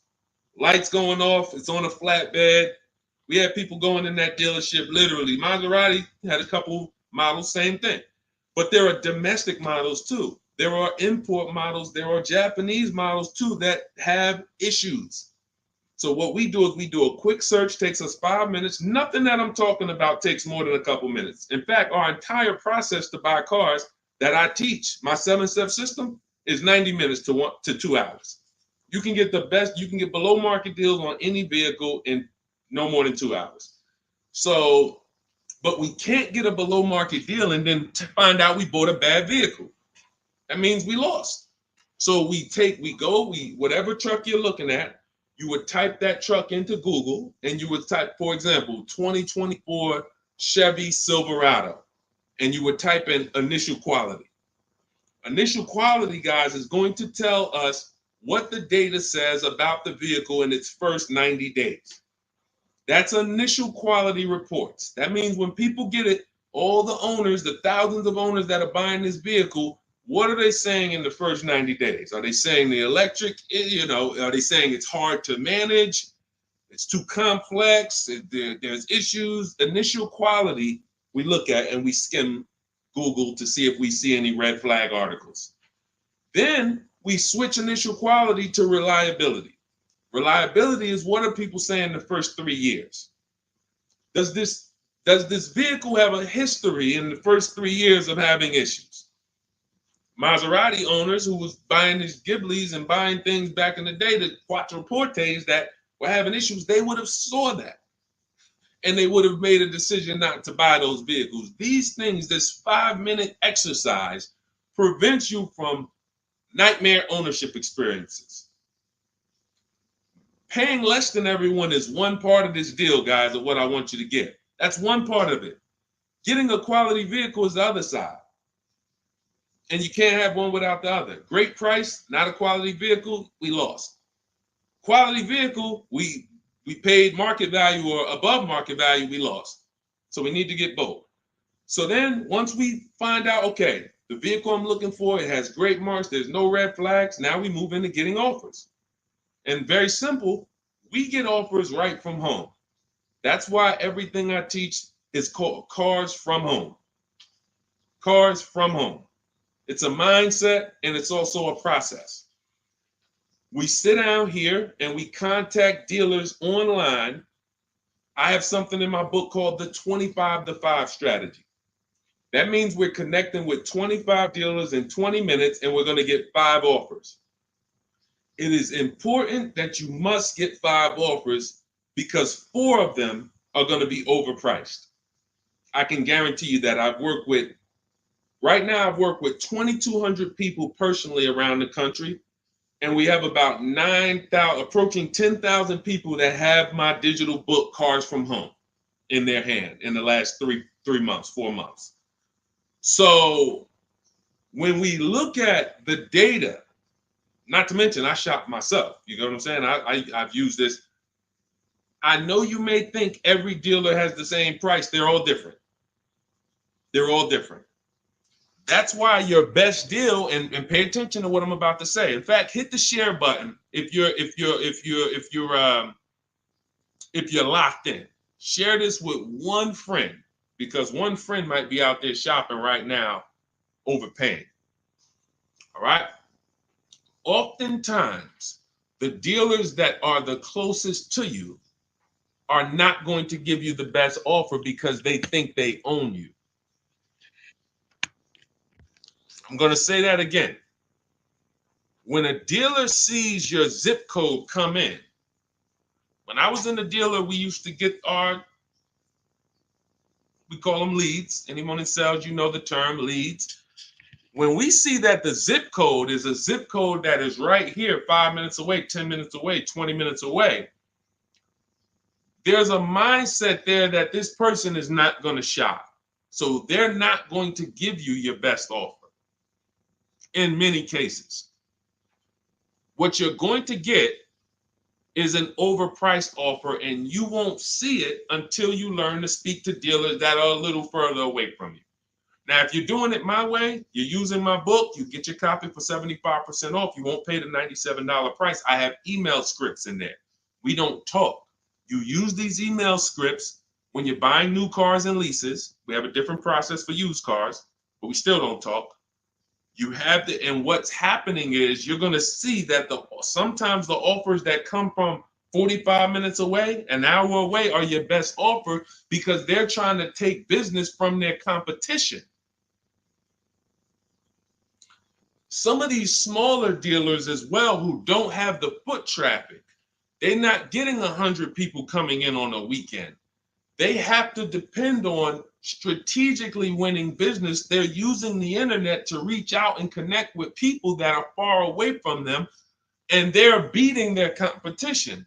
But if you're programmed to go right into your local dealer, you're never going to get their prices. Type a $ if y'all are following. Type a $ if you're following what I'm saying right now. Type a $ if you're locked in right now. Type a $ if you care about your money and you're like, you know what? We're going to unlearn all the things that we were programmed to do. I'm going to tell you here's how we know we were programmed. And if I wasn't in the car business, I'd be just like y'all. That's why it's my mission to teach. You know how we know we were programmed? We never learned to buy cars. We were indoctrinated in a way of buying cars. We didn't consciously make a decision, approached it and said, this is how I'm going to buy cars. We were indoctrinated into how people buy cars, and that's what makes the dealer principals in these dealer groups, Fortune 500 companies that trade on Wall Street and make billions of dollars, because they have a predictable way that they serve the customer. It's not for the customer's benefit, it's for profit. So when you start doing this, and Scott, I just gave you the first 5 steps of our process. When you start doing this, you're going to see that the same people who you thought really liked you, Charlie down at the dealership that he sold cars to you, your parents. When you start making Charlie compete, you're going to see Charlie wasn't really for you. You're going to see that. The same person who, man, we always bought cars from him, but when you start making them compete, things change. Things change dramatically. And that's going to reveal to you, oh man, Charlie, how long you been overcharging me then? How long? See, because one dealer's best offer is not another dealer's best offer. So it's not like Charlie's lying. When he says to you, hey, listen, Ashley, listen, Miss Whittington, I can't do any better than this. This is our best offer. He may not be lying, especially, you shouldn't be there, but we do this, we never talk numbers in a dealership. But once they say that's our best offer, that's their best offer. When you hear from another dealer online, it's a different best offer. Another dealer online, it's a different best offer. And then you start saying to yourself, okay, I just need to find a dealer whose best offer is the lowest among everybody. But we can't stick with one dealer, because you'll never see how much you're overpaying by dealing with one dealer. So that's the process, Scott. That's the start. If you embrace that mindset, you're going to win every time. My 2 favorite words are multiple offers. You want to protect yourself from overpaying on anything. I don't care if you're getting your house renovated, multiple offers. Those of you who's not a good negotiator. Before we go to the next question, because I see we got a lot more questions coming, and keep typing them, and Dolan's going to pull in the next one. Before we go to the next question, who's not a good negotiator? Type me. Not a good negotiator. I know we got some negotiators on here. We got a good amount of people, but who's not? You just don't like it. You're either not good at it. You don't like confrontation. It's just not your thing. Who'll be honest and let us know. It's not your thing. Okay, I see you, Brenda. Okay. All right, I see you, Tony. Okay. I see you. Let's go. Okay, we got a bunch of negotiators. Okay, I see you, Michelle. Okay, they're coming in now. Okay. Multiple offers is, you never have to be a great negotiator. If you embrace multiple offers, you never need to be a great negotiator, because what happens when you start getting multiple offers, you're not negotiating with the person trying to sell you something. You're making them negotiate with the other people trying to sell you stuff. Big difference. When you negotiate one-to-one, you're negotiating with a person. When you make other people get bids and you get multiple offers, now those people are negotiating with each other to win your business. That's how we have deals. That's how we have people like Danielle here, who she got her Audi. She's paying a ridiculously low payment, $550 a month, $44,000 vehicle, no money down. That's how somebody like Sean saves 20 grand off of his F-150 Lightning here. Wrote me in. Now pay attention. Pay attention to what I'm about to tell you about Sean's deal. What's so important is he saved 20 grand, 21,000 off his new F-150 Lightning. But here's the big thing. When I asked him about the deal, I want to find his post. He said to me, no other dealer, I want you to see this. He has shopped locally. Where are we? I think this is it. Okay, hang on. Okay, I'll tell you what he said. He had to go 150 miles out to get that deal. He had to go 150 miles out to get that deal. So what you're going to see from most people who learn from me, and you'll be this way too, you're driving an hour to pick up your vehicle, but it's a great drive because you know the money you saved. You don't mind driving an hour to pick up your new vehicle when you know that I'm saving $5,000 on this hour-long trip. All those other dealers close to me that felt like they owe me, none of them wanted to make me this offer. But this one deal over here, He's beating them by $5,000. I remember this young lady in California. She was buying a Volvo, and she had to fly. She called me. She said, Southern California dealer made me the best offer. They beat my highest offer in Northern California by $4,000. All the offers I got, the best one in Northern California, this dealer in Southern California beat it by $4,000. I said, so what you gonna do? She said, I just got the plane ticket. It was $70. I said, that's what I would have did. So we have to go to where we're saving the money, y'all. This is a one-time thing. You buy your vehicle from who's making you the best offer. You service your vehicle from where it's most convenient. Two big differences. All right, go ahead, Dolan. Shoot the next one up. Everyone who just jumped on, this entire stream is sponsored by my new digital book. It's called Cars from Home, 7 Steps to Saving Time, Money, and Avoiding Dealerships. It's already 5-star rated. You can Google it. For the next 30 minutes, you can get your copy for 75% off. It's my entire blueprint of leasing step-by-step, getting below market leases, getting below market purchases, getting below market pre-owned deals step-by-step, making banks bid for our business step-by-step. Now, 30 minutes only. After 30 minutes, the price goes back up to $97. So you can click the link in my TikTok bio, click that picture of me, or click the link in my Instagram bio, and come back to the broadcast after you get your book. As soon as you pay on that thank you page, I want you to screenshot that. There's a link to open the book right there. So not only will I email you a copy, on the thank you page, you click a link, and that book is right there too.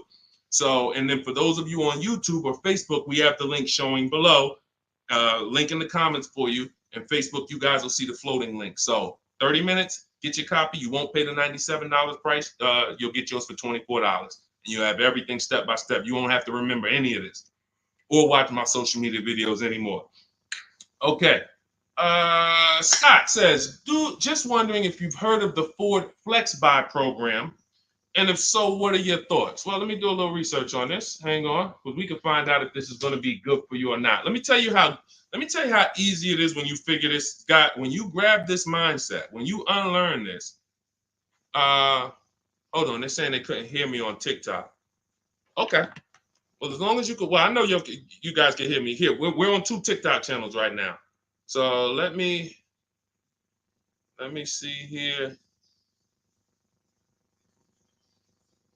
I'm pretty sure. Give me a, before we hit this question, let me make sure. Can you guys hear me on TikTok right now? Type yes. If we don't want to continue, people can't hear us. So let me know. But I see, these are the people I love right here. I love people who say, I'm going to get to it. Hopped off of TikTok, because we're on 2 TikTok channels, and now on Facebook. She said, I'm getting to this information. I don't care if I got a skim platform. I love it. Okay, so we're good. It must be just this one TikTok channel then that we're having issues with. So it's all good. Let me close this one out, and then we'll keep it moving. Okay, so this is how easy it is to find out if something's worth it or not. Does it make people compete for my business, or does it try to lock me into something? The competition is what saves us money, which is why none of these websites you're ever going to see is going to create competition. I'll tell you about the used car websites. They're not creating competition. I'll tell you that. See, I don't want to skip this, but let's check this Flex Buy program, and then if we have time, I'll explain to you why those used car marketplaces we shop on, it's not competition. They're trying to sell you on variety. But let's check the Flex Buy program, and let's see how this works. Okay. So what is Flex Buy? Flex Buy is a unique payment plan for qualified buyers. Ford Flex Buy program payments start out lower, gradually get higher after 36 months. The Ford Flex Buy program takes the rate on a 60-month traditional loan and extends that rate to 66 months. The first 36 months of the loan, the payment will be lower as compared to the 60-month payment. The last 30 months of the loan, the payment will be higher than the first 36-month payment. Although every reasonable effort has been made to ensure the accuracy of the information. Okay, hold on. Let's see. I'm going to tell you what I don't like about this already, and I need more information. If this is in any way adjusting to the market rate. I'm talking about if the bank says like think about an adjustable rate mortgage. Some people have had a fixed rate and some people have had an adjustable rate mortgage. The adjustable rate is good for the lender because the lender says, all right, here, pay this rate that we agree on today, but in 3 months, on 3 years, 5 years, and 7 years on an adjustable rate mortgage, let's talk about what your new rate is based on what the market rate is. If that's in any way like this is trash. Because the banks will say, all right, well, for the first part of the loan, we're going to do one interest rate. And then we'll look and say, midway through, what's the market rate? And if the market rate's lower, great, you win. If the market rate's higher, then you lose. So here's the thing. When we're getting loans, I'm getting ready to explain something to you guys called the bank bidding war. There's so much money in loans, it's ridiculous. That's why there's people who want to loan you money to buy cars. They don't even sell cars. And could y'all keep tapping the screen on TikTok and running those likes up? Can we get to 1,000 likes real quick? Every time y'all tap the screen, y'all run the likes up and y'all actually help TikTok bring more people over here that need to be here. So I appreciate everybody. And thank you to everyone who hits the like button. I appreciate you. It does matter. Now, the credit bureaus in the United States allow you to do something called rate shopping. Rate shopping is when you actually let multiple lenders run your credit within a small period of time, and they can access it with a hard pull and it won't drop your credit score. More than one hard pull. So let's just say one bank, Bank of America, accesses our credit to give us an offer for a loan. It may drop our credit 9 points because of the hard pull. If we shop within the rate window, we can have 50 banks at credit unions run our credit, and it's going to affect it the same 9 points. That's called the rate window. I haven't heard anyone talk about this. I've been talking about this for literally over 2 years. I think I have a couple big videos that you guys have shared, watched, that talk about how to do this. When you are getting your offers from banks, you want to get them after you've already found your best deal on your car. Because once you get your best deal on your car, you have everything you need now to go to the bank or go online, call the bank and get an offer. Who's had a bank tell them when they call for some type of offer, the bank tells you, well, we need you to have a car first. Who's had that happen? You call and you're coming and you're shopping for you're trying to get a pre-approval or something like that, and the bank tells you, well, we need what car are you buying? We need the car details. Well, that doesn't really make sense, right? I'm trying to get the offer so I could go get the car.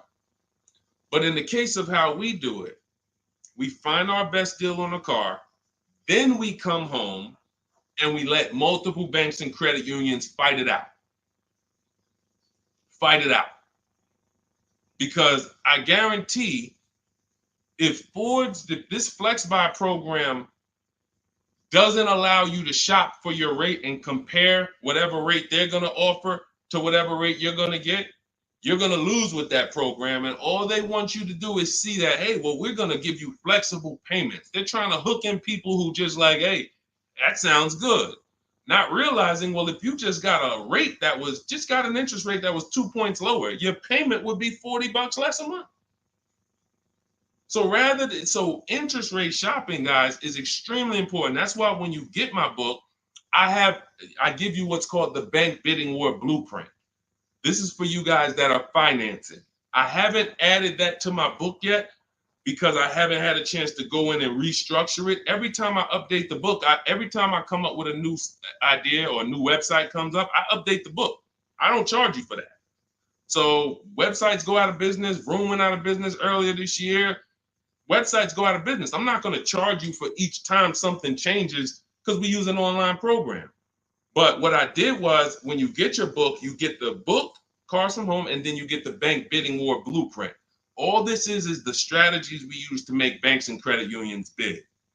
I need you guys making people bid for your own sake, for your confidence, for your empowerment, for your experience. You're going to feel like I'm the prize. I'm spending $50,000 here.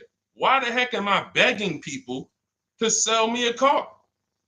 Who's ever felt like they're begging people? Come on, can you take off another 1,000? Come on, can you drop it by $50 a month? Come on. You're begging people. Meanwhile, this is a 5-figure transaction. So when you flip the tables like we've been doing, like all of the people, if you're on Instagram or if you're on YouTube, you can see all of these people. You can see Zafrina, you can see Jared. Look at all these deals. People posting their numbers. Teddy, Rosalie. How does Rosalie get a 65? How much is this vehicle? How much? How does Rosalie get a $60,000 vehicle at $592 a month with no money down? How does she lease that vehicle at $592 when the same daggone Infinity advertisements we see say, hey, come put $5,000 down plus tax and you can pay that price? She did it with no money down. How? Bids. Okay? Bids. All right. Scott, if the program doesn't make people bid, it's no good. I don't care if it's flex buy, X buy, friends and family. If it's not making people bid, it's trash. It's for them, not us. Okay? I think I beat that horse down. So we can go to the next question now. Go ahead, Dolan. Remember, everybody, you have 30 minutes to get your copy for 75% off. Make sure you save my support email just in case you type your email wrong. Sometimes the book doesn't end up in your inbox. Just hit support, send them an email. My team works 7 days a week. Hey, didn't get my book. They'll get you a copy. We want the book in your inbox. We want you using it immediately. All right. This is Lorraine. Celine. Thank you. I followed you in your advice on shopping for a used car, and I bought a 2007 Honda Accord at a great price. Thank you for your knowledge and advice. Amen. Congratulations. Enjoy it. Honda's a great vehicle. If you took the steps and made sure you were getting a good one, title, service records, accident history, a great Honda Accord is incredible. Even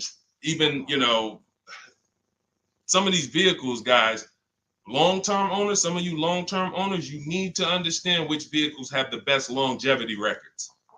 And Honda Accord is one of them. Congratulations, Lorraine. Enjoy it. God bless you. Go ahead, Dolan. Next one.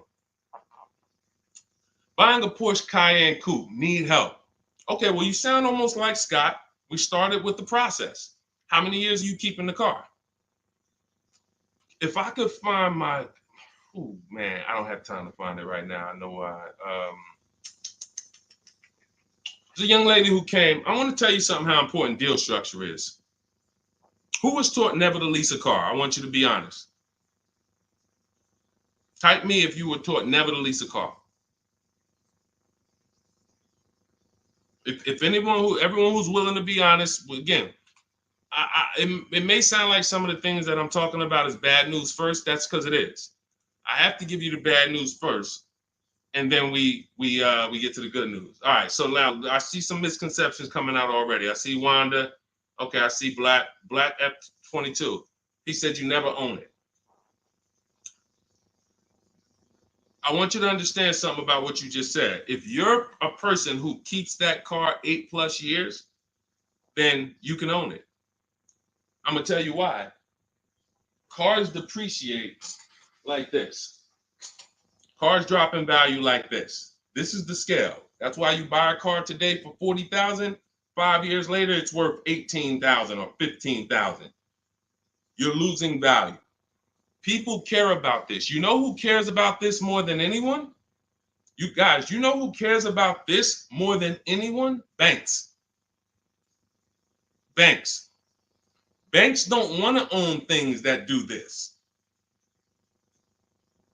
Now look, Black is coming with a lot of stuff right now. Let's talk to Black.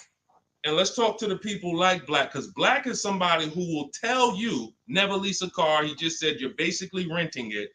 You never own it. Now let's get to the point. I want to show everyone on here. Thank you, Black. I'm glad you're here because we're getting ready to use this as an opportunity to prove a point. Let me take let's look at Ansley's deal he just got leasing. And we'll talk about mileage. You can build lease mileage up to 30,000 miles per year. So it doesn't matter. First thing people think, well, leasing, they limit you. No, you pick your mileage on a lease. You choose the mileage. I've had people who lease 30,000 miles a year, 25,000 miles a year, 18,000 miles a year. You pick the mileage. Now, whether you drive or whether you lease or buy, this is what your vehicle is doing. You're losing money day by day. So when you go and you buy a vehicle, you're losing money day by day. The reason I created the 8-year rule is for you to understand that at some point, you stop losing value day by day. You lose less value. This is what we call beating depreciation. It comes with long-term ownership. But let's look at Ansley's deal so that we can put this leasing versus buying to bed and show you how many of you have overpaid by thousands and thousands and thousands of dollars that you can't get back listening to people who tell you leasing is renting and all of these horrible financial terms. Let's go to the numbers. So Ansley gets a 2024 Infiniti truck. It's a $58,000 truck. If you're watching on Instagram or YouTube, you can see this. It's a $58,000 truck. Guys, some of you know because you've seen some stuff, every $5,000 on a loan is how much per month? Every $5,000 we borrow on a loan, 5 years, is about how much per month?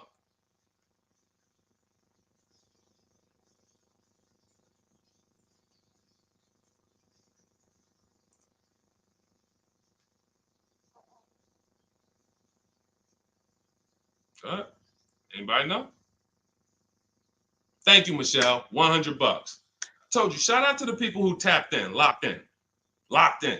See, I love the people who are locked in. It's some people who just, they sleep at the wheel. I need the people who are locked in. I'm really only talking to you.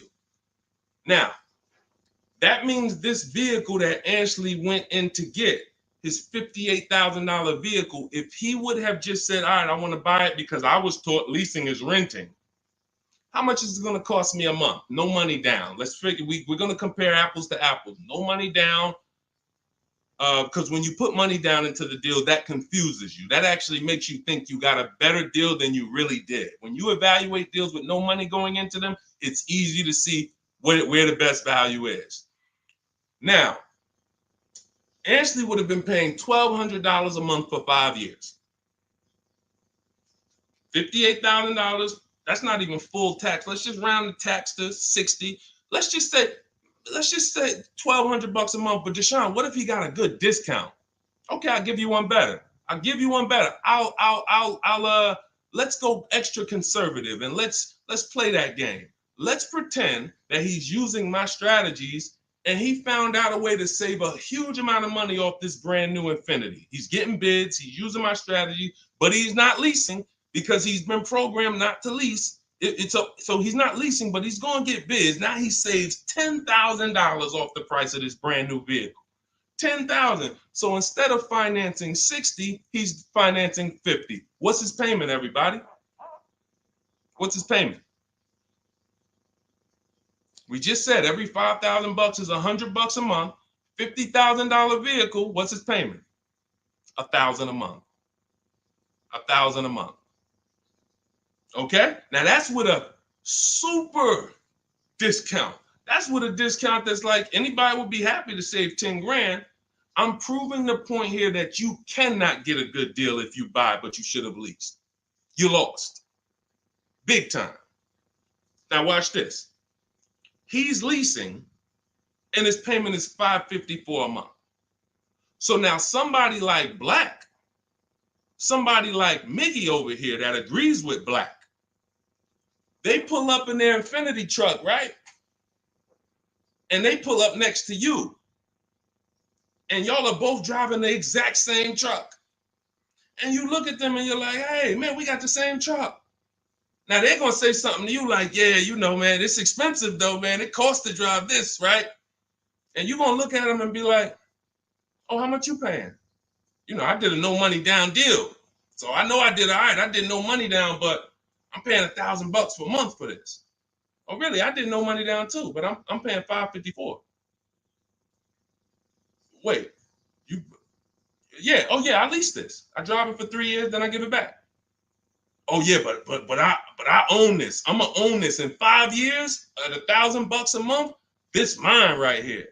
Okay, all right. Listen, God bless you. Have a good enjoy, man. Enjoy. Now let's go one more scenario. Let's go to the person who says, Deshone, I don't buy used. I don't buy new though. I only buy used. Cool. Let's say you pull up in your new lease that you just got. And again, everyone shouldn't be leasing. That's why step 1 in my book is called the 8-year rule. It's the 8-year rule. If you are keeping vehicles at least 8 years, don't worry about leasing. You're going to beat depreciation. All of that money you're going to pay to own, all the $1,000, all these high payments you're going to pay to own, all this cash that has to come out of your pocket to own, out of your bank account to own, it'll be worth it in the long run. At least 8 years though. And the longer the better. 10, 12, 15, you really want. But less than 8, losing big time. So let's say a person says, oh, I'm going to get a used version. So they find a 3-year-old Infiniti truck just like this, but so instead of paying $60 for it, let's say they find one for $30. Let's give them a good price, good mileage. They think, oh, I'm good. What's their payment, everybody? What's the payment? Come on, stay by the keyboard. I need y'all quick because we're teaching something here to people like Black. They might not get it. I pray that they do, but they might not get it. But the people who are locked in financially, the people who understand financial literacy are going to get this. If every $5,000 is $100 a month and they buy a pre-owned version for 30 grand, what's their payment? Thank you, Michelle. 600. 600. See, he said 500. So this is how I know he's struggling.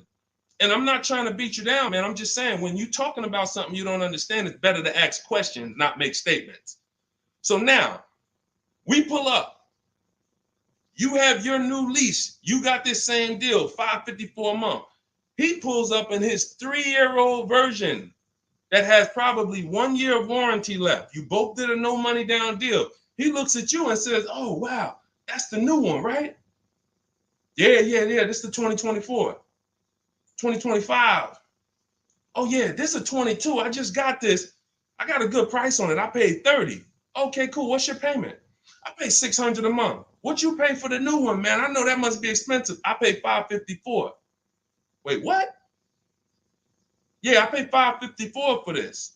No, you put a lot of money down, right? No, I didn't. I gave him $554. I drove off.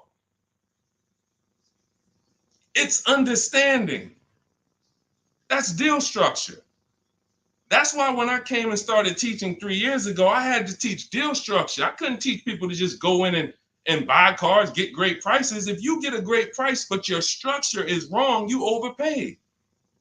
You're driving cars, you're driving older cars with no warranty. And many of people who've been taught to do this, they never even pay the car off. They trade the car in before they even pay it off. They literally, I used to have people walk into the Mercedes dealer and they look at me and say, Deshone, is that the new version? I'm like, yeah, that's the new one. He's like, I got 3 payments left on this one. As soon as I pay it off, I'm coming to see you for that one. So this is a person who paid these high payments because they wanted to own. They thought they were going to own. As soon as they get their title, it's like running a marathon. Oh, these high payments, these payments are so high, but one day I'm going to pay this car off. And then as soon as you get to the end of the race, you go start another race. It's horrible. It's horrible. And so that's why we don't move into any other step before we get to the buy versus leasing. That's why it's step 1 in my book. So we can sit here all day and compare numbers. There is no comparison to a person who's getting great lease deals versus a person who's buying. It's not even close. We're driving better cars. We're driving, they're usually always under warranty. We're paying cents on the dollar when you know how to get below market leases. I'm not talking about these commercials y'all see. That ain't nothing. We don't pay those prices.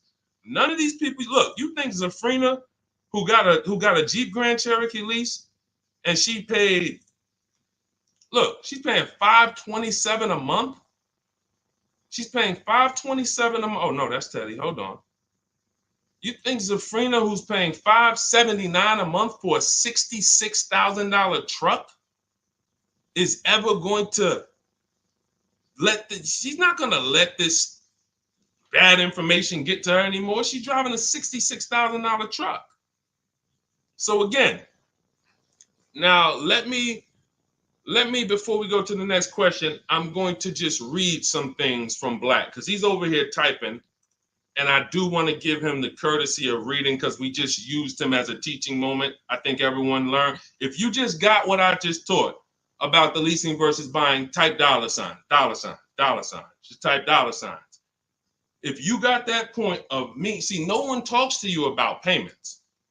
They say things like never lease, always do this, always do that. But they never talk numbers. The reason why we go straight to the numbers is because the numbers don't lie. They say men lie, women lie, numbers don't lie. So when we go to the numbers, shout out to everybody. I see y'all. I see y'all. I see you, Wanda. I see you, Tony. I see you, Michelle. I see you, Megan. I see you, Brenda. I see you, Federico. That's the name of the game, is putting your deal on the right foundation so that you know, again, like I said, banks don't want to own vehicles. Think about that. Banks don't want vehicles that are not bringing income in. They don't want a depreciating asset on their books because today it's worth 40, tomorrow it's worth 39,800, the next day it's worth 39,700, the next day it's worth 39,600. That's what a depreciating asset is.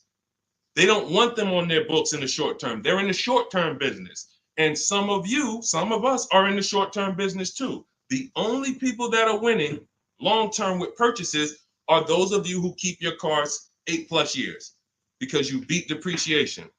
All right, so Black said, nah, bruh. Okay.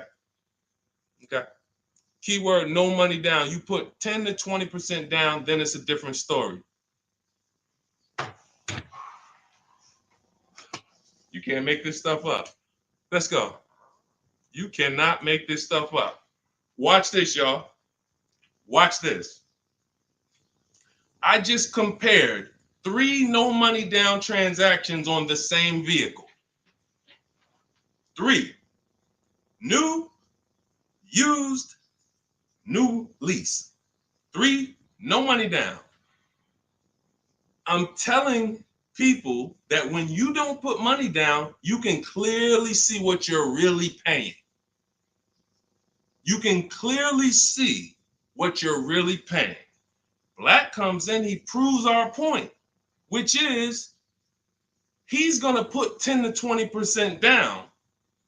Now he's pulling up next to you in your lease, right? You're $554 a month, brand new, fully warranted, all the latest and greatest features. Now he puts 10 to 20% down on that's $10,000 to $12,000. Think about this. He pulls up and he has a similar payment to you. So he feels like we're alike.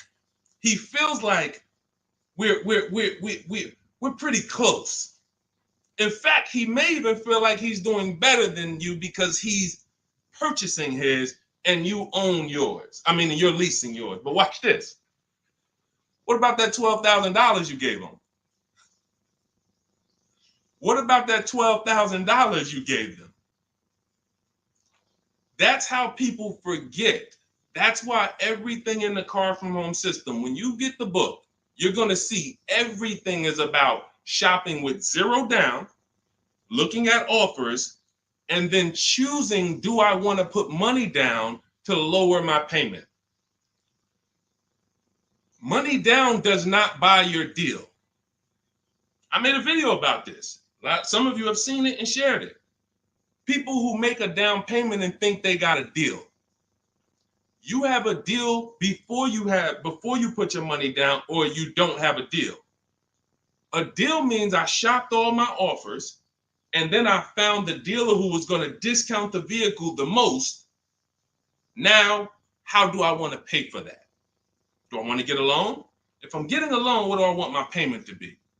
Now I'm going to manipulate my down payment based on what I want my payment to be. That has nothing to do with the deal I got, but somebody like Black or people who move like him, hopefully we can help you get over these mindsets. But you have some very, very strong convictions, and what you're confidently incorrect. That's dangerous. It's dangerous to be confident and incorrect. Dangerous to yourself and your family and your friends who will listen to this. If you are putting money into deals and thinking that you got a deal because your payment ended up being affordable, you in no way can win. First of all, you're letting the dealer manipulate two things: the price of the car they're selling you and the interest rate that you're getting from them exclusively. If you were just separating your loan from your interest, from the purchase, you would see that that's a losing strategy. You can't compare a person who's driving a brand new vehicle paying a low payment to a person who's paying the same payment but gave the dealer $12,000 to get to that payment.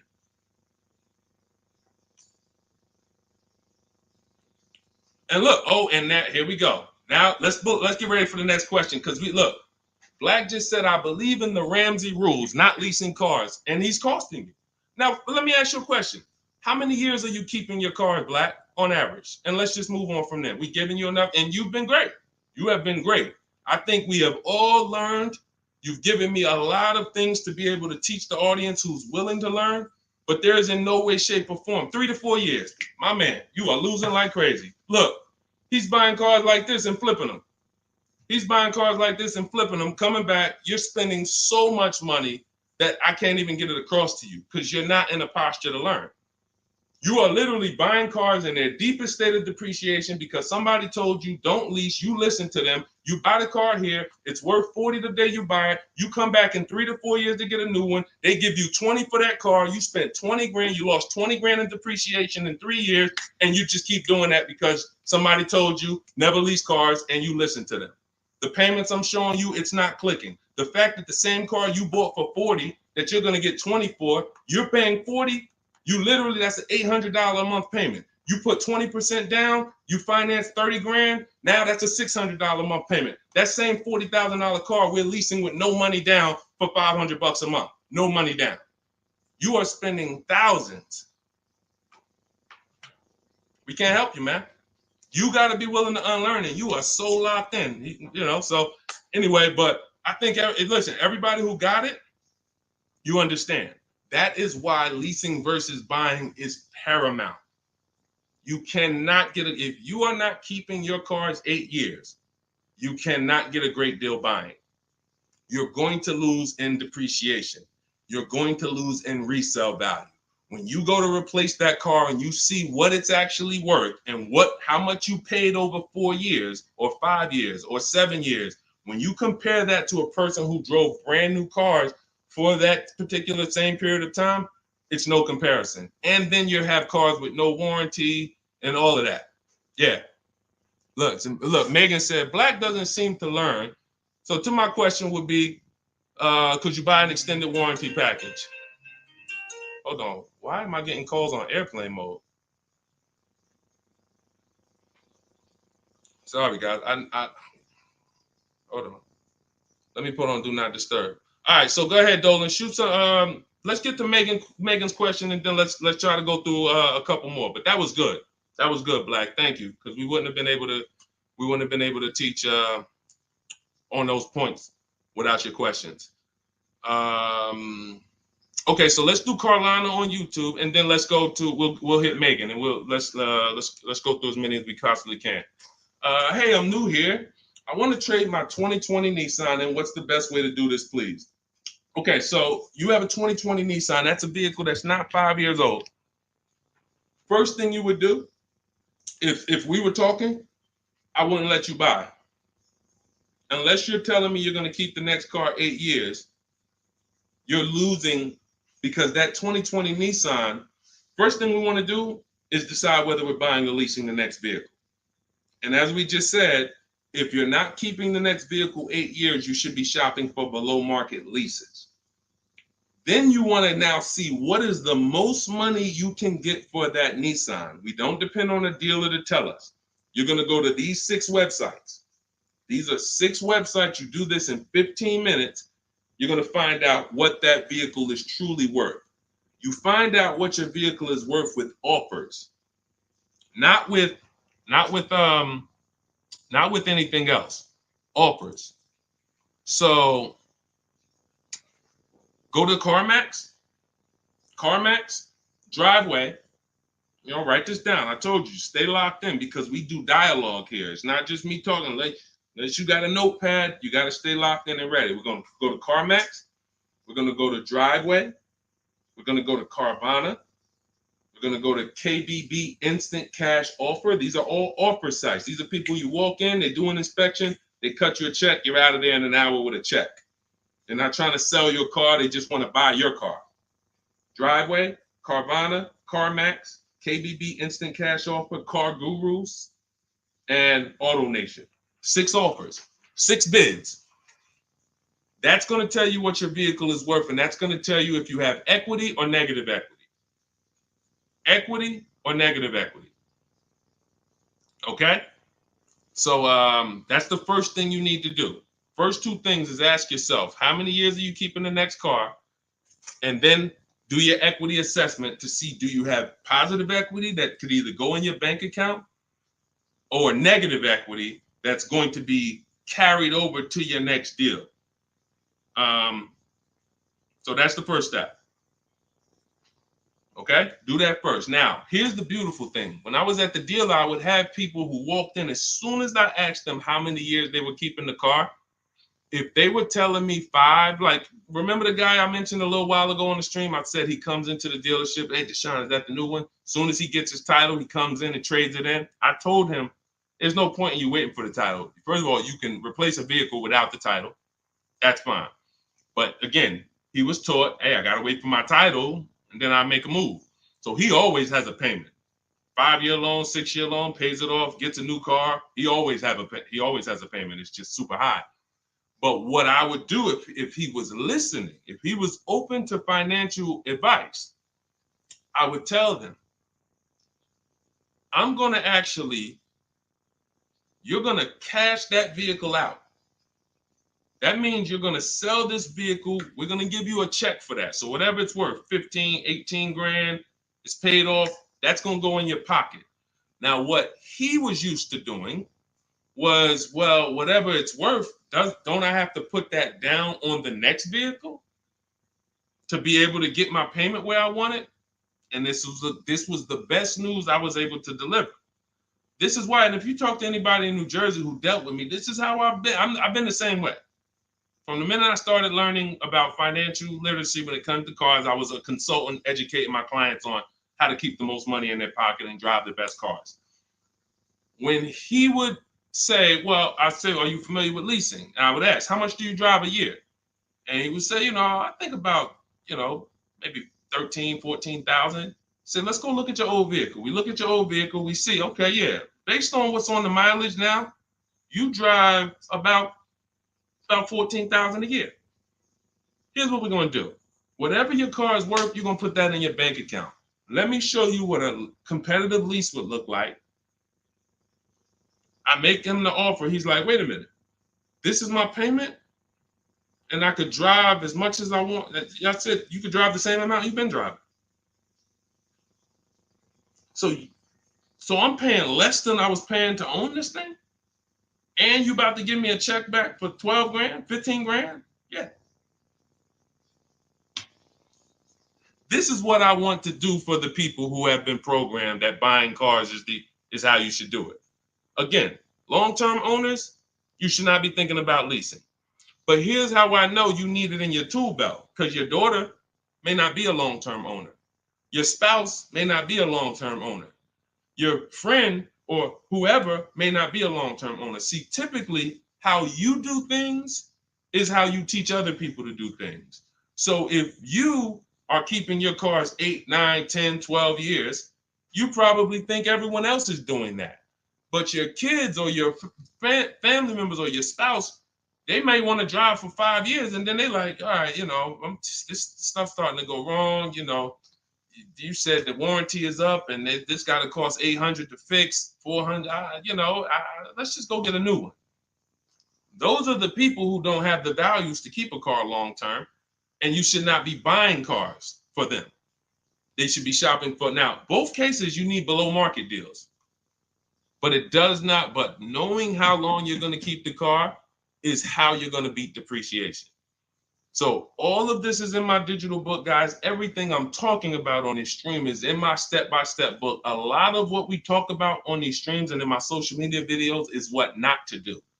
My book is about what to do. It's like, do this, do this, do this, do this, steps, check it off the list. Next thing you know, you got below market deals from home. There's only 3 things we go into the dealership for: test drive, have our car appraised, and to pick up a car. We are not there to shop. We're not there to get numbers. We're not there to negotiate. We do all of this stuff from home. So for 30 minutes, if you visited the website already, you'll see the timer, 30 minutes, you can get 75% off your copy. It'll be in your inbox in literally seconds. And as soon as you pay, in my TikTok bio, in my Instagram bio, Facebook, we have a link floating for you. You guys should be able to see the link. And then Instagram, we have YouTube, we have a comment pinned for you guys. You'll have the book, but as soon as you pay, you're going to see the thank you page. It says screenshot this page. You'll see my support team email. Sometimes you type your email wrong. Contact support if the book is not in your inbox in literally 5-10 minutes. Also, as soon as you pay, you see a link that says open your book below.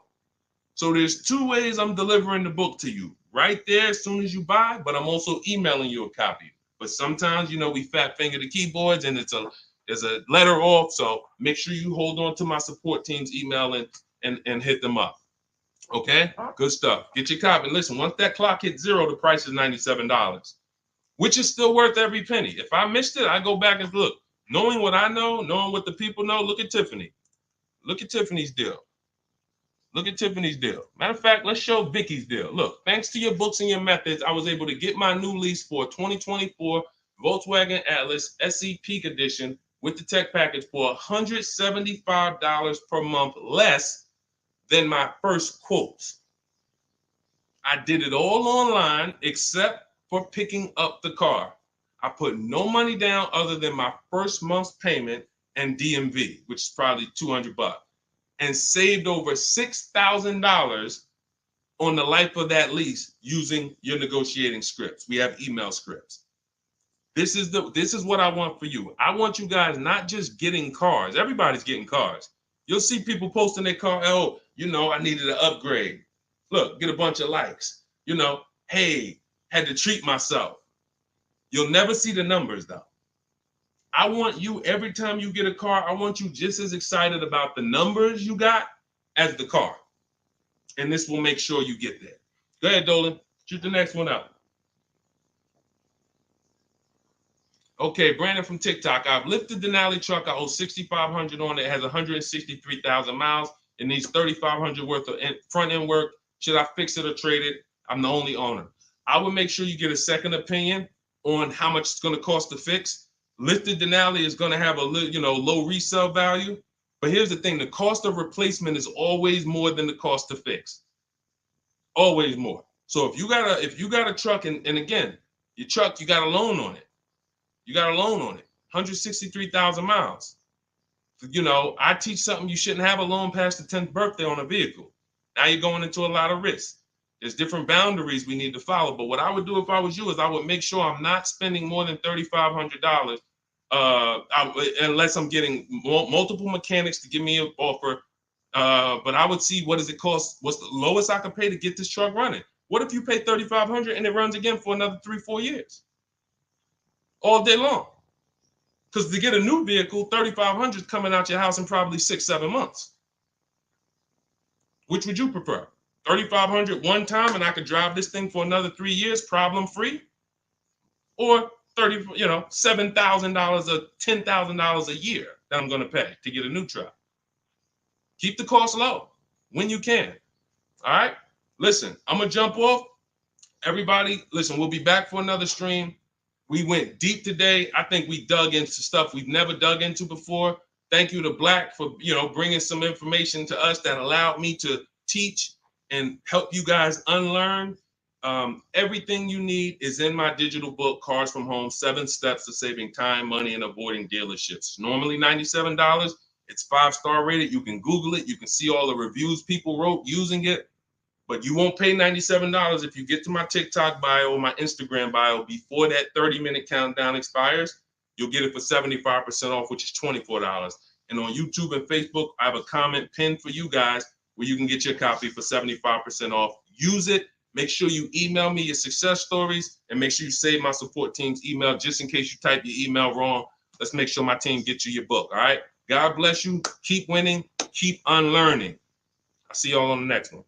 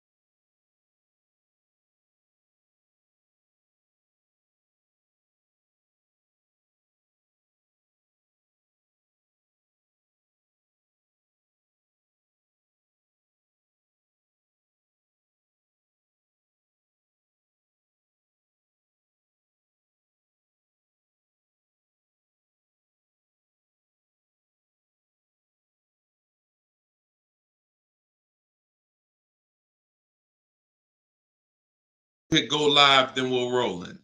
Jasmine from TikTok asks, what do I do when I can't afford the lease after 1 year? Great question. You want to do an equity assessment, see if you can sell it.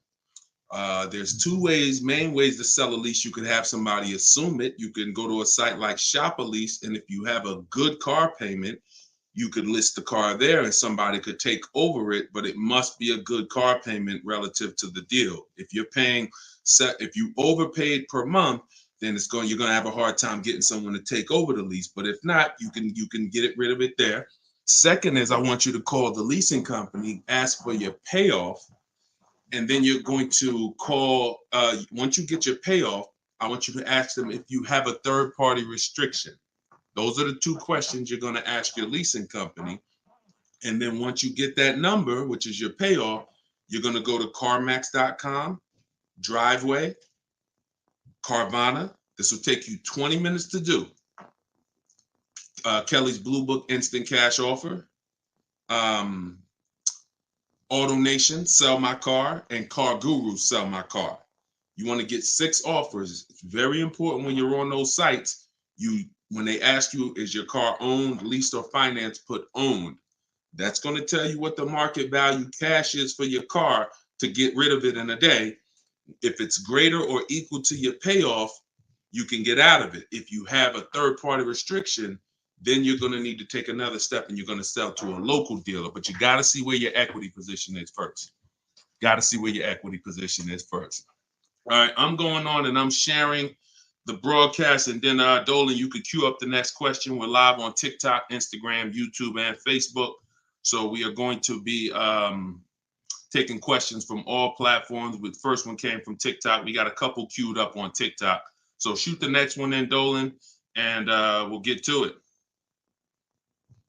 All right, this is another one from TikTok. I have 2 payments left on my lease. What's my next step? Equity assessment. Who's returned a lease to a dealership, just dropped it off when it was done? You never assessed any equity. You didn't even know. Who didn't know that a lease could have equity that you could put in your pocket? It's not a guarantee, but many people all through the pandemic, we were showing them how to put $5,000, $7,000, $10,000, $12,000 in equity in their pocket from the end of their lease. I sold my lease. End of my Jeep lease, I made $8,900. My mother made $10,200. Now that was when everything was worth 7 to 10 grand more than it's worth. That was when the market was once in a lifetime. But does not mean we will never return a lease without doing an equity assessment. If you've done it, I want you to raise your hand and say, you know what, I turned in my lease. If you ever just dropped it off, you can't do that again. You must know if you have equity, and you follow those steps that I just gave to Jasmine. I think that was Jasmine who asked the first question. That is what's called in my book, In my process, that's the equity assessment. That is what you do. Everything I'm teaching you guys is from my new digital book, Car Shopping for People That Hate Car Shopping, 7 Steps to Saving Time, Money, and Avoiding Dealerships. So every question you ask, when I answer it, it's going to be out of one of those 7 steps. And the equity assessment is step 2. You must do that before you ever return a lease for the rest of your life.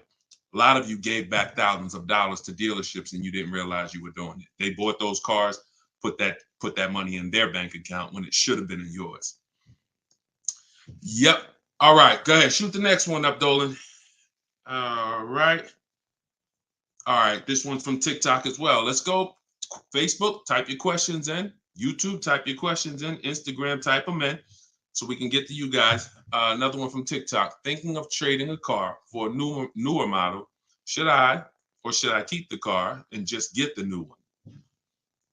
It's a good question. What's the benefit of keeping the car? If you were a high mileage driver, then I would tell, let's just say you said, Deshone, I'm driving 20,000 miles. Who is in high mileage drivers? I want you to type HM. If you do over 20,000 miles per year, even 18,000 miles per year, just type HM. Regular driver, Jason, is what's the benefit of having 2 cars? Its own insurance. You're paying for one when you get your new car. I like to drive that car that I'm paying for. I don't want to be paying for a car and then I got this other car that I'm barely using. But if you are a high mileage driver, then I would tell you keep that car and get you another car. And but how many years are you keeping the car, Jason? How many years are you keeping this next car? Because depending on your answer, it's going to change my answer to you. So this car you're thinking about getting, how many years you see yourself keeping it? Let's start there. Come on and shout out to the sharers. I see y'all running the likes up on TikTok, and y'all keep tapping that screen.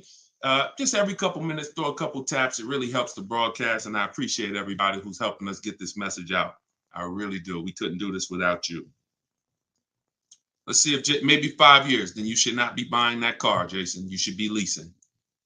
And I'm going to break this down for you really quick because some of you know the depreciation curve. And the rule of thumb is when we talk about the hidden money in your car deals, my job is not to just teach you, if you're willing to listen, how to save thousands of dollars by making dealers and banks bid on your business. That's how we make sure we get the best prices. You can't get the best price. You can't make the best deal if you buy, but you should have leased. It's impossible. Because the depreciation curve looks like this, y'all. If you buy a car today for $30,000 today, I give you a car. I'm gonna show you something. I want everybody stay close to your keyboard. I don't want to, when I ask you a question, type as quick as you can so we can keep the dialogue going. If I gave you a $30,000 car right now, put it outside your house, you don't drive it 1 mile, you don't even touch it. We go outside a year later. Is it worth $30,000? You didn't drive it 1 mile. You said, Deshone, I don't need the car, but I'm leaving it here. It's yours. You don't drive it 1 mile. Is it worth $30,000? No. So that's your first intro into depreciation, the unseen expense. Let's go a little deeper. If you put 10,000 miles on it, it's worth less, right? If you put no money in it, if you put no mileage on it, it's already lost thousands. If you put 10,000 miles on it, it's worth less, right? High mileage driver, let's say you put 20,000, it's worth less, right? Now what you're seeing is the expense you've been taught not to see, which is depreciation. It has nothing to do with car payments. It has everything to do with that. We've heard people say, oh, cars are depreciating asset, cars are depreciating. What does that actually mean? I'm showing you what that means. I'm showing you what that means. When you're buying something that goes down in value, you have to look at when it's going down. When is it losing its most value? And your goal should be to avoid replacing it while it's losing the most value. How many of you have a car outside right now, outside your house? You've had it for at least 8 or 9 years. Type the number of years you've had it. If it's more than 8, don't type 3, don't type 5. For those of you who have a vehicle outside right now and it's been in your home, in your household for at least 8 years, I want you to type the number of years. All right, we got Jason 10, we got 13, we got 8, we got 20, we got 14. Okay, so we got 10. This is the leasing versus buying question, and there's nothing more important than this to the foundation of your deal. Because if you choose wrong, you cannot get a great deal. And if you're new to this, then lock in for the next 5 minutes, and you're going to understand why.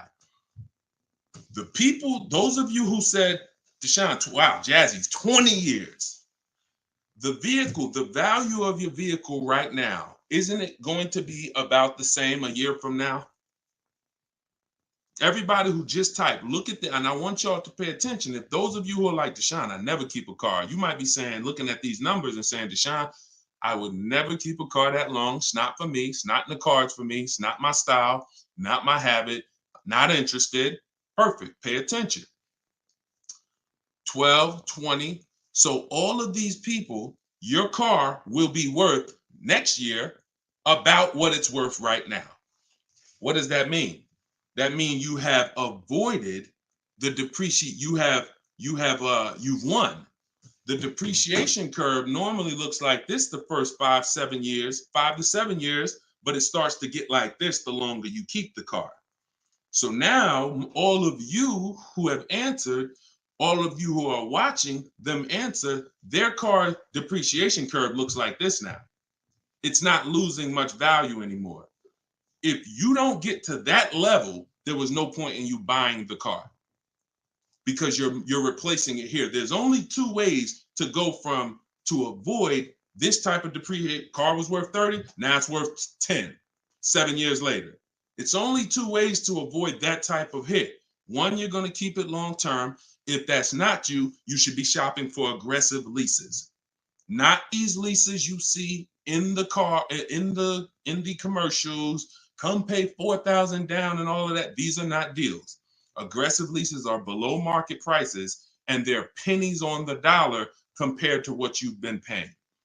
You cannot win buying cars and switching them like this. That's why you always have negative equity. That's why you're always never happy with what you're getting for your car. You buy your car, you come back, look 3 years later, you see what it's worth. It's always disappointing because you're trying to literally get cash back out of something that is not designed to give you any value in the short term. Leasing or long-term ownership. That's why the first thing that I teach, it's called the most important question, is how many years you keep in the car. If it's not 8, then you should be leasing.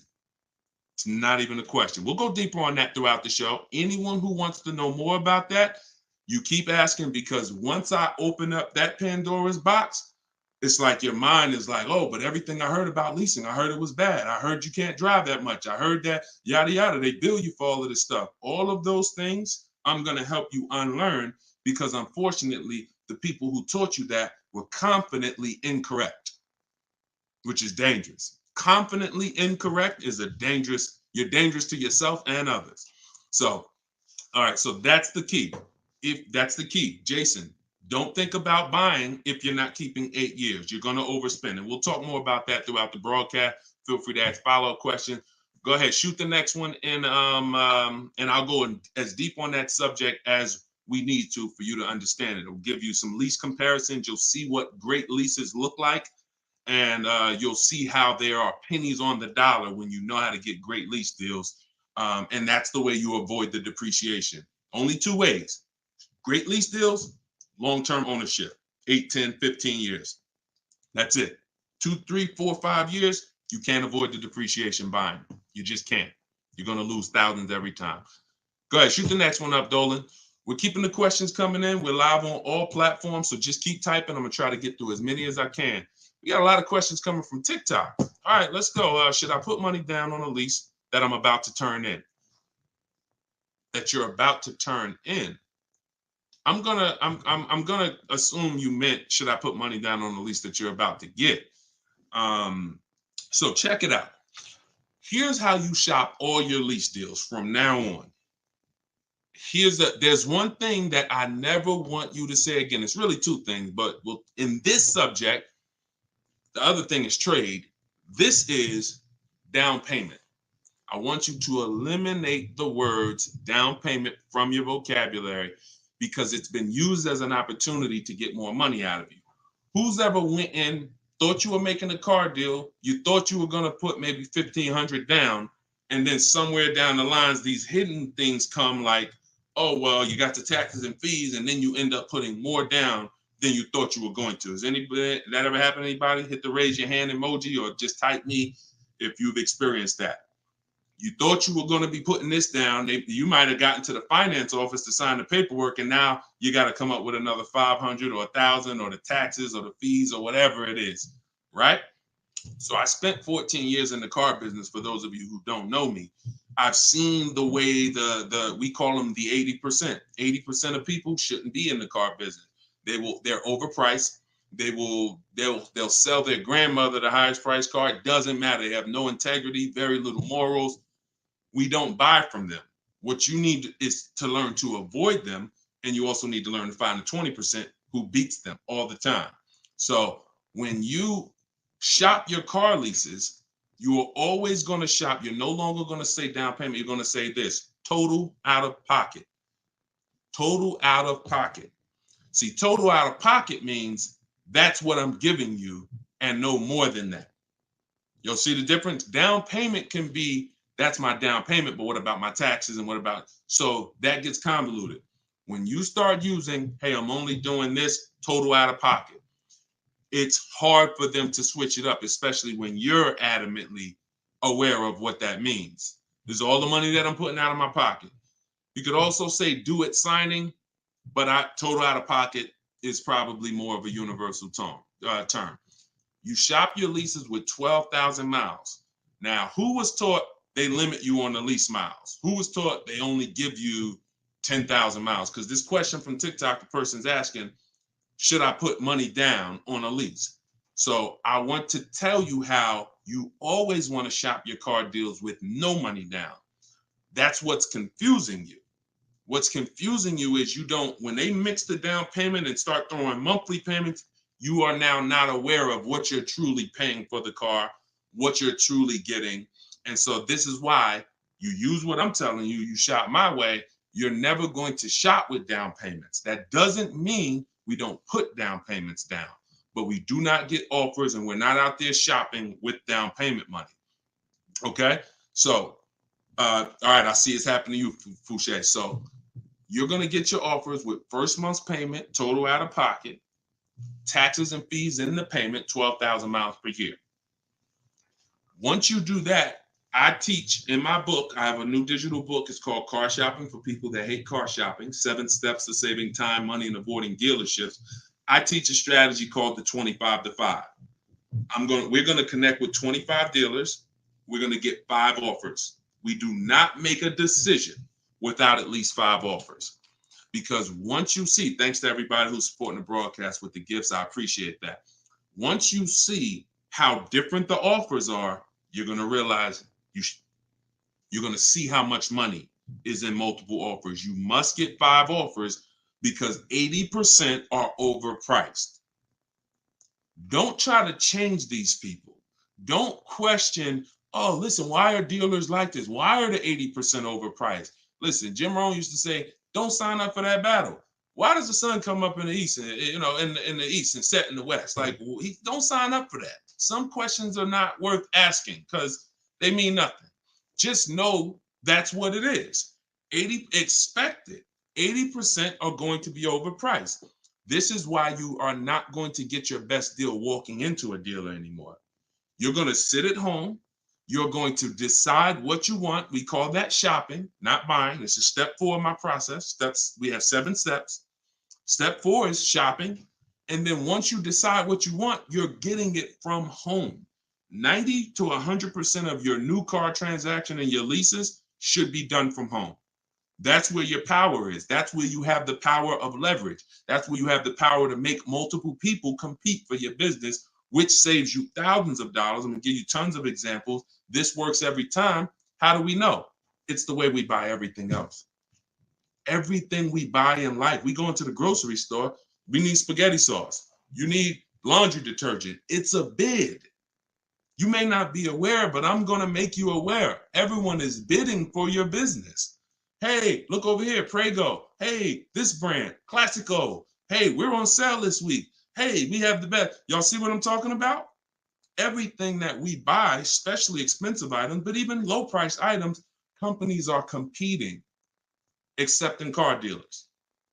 They've trained you. They've trained me. If I wasn't in the business for years, I wouldn't know, to focus on one place and think we all have the same pricing.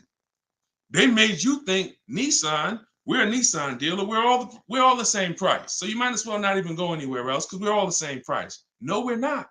No, they're not. So when you start shopping multiple offers, you can do it by phone.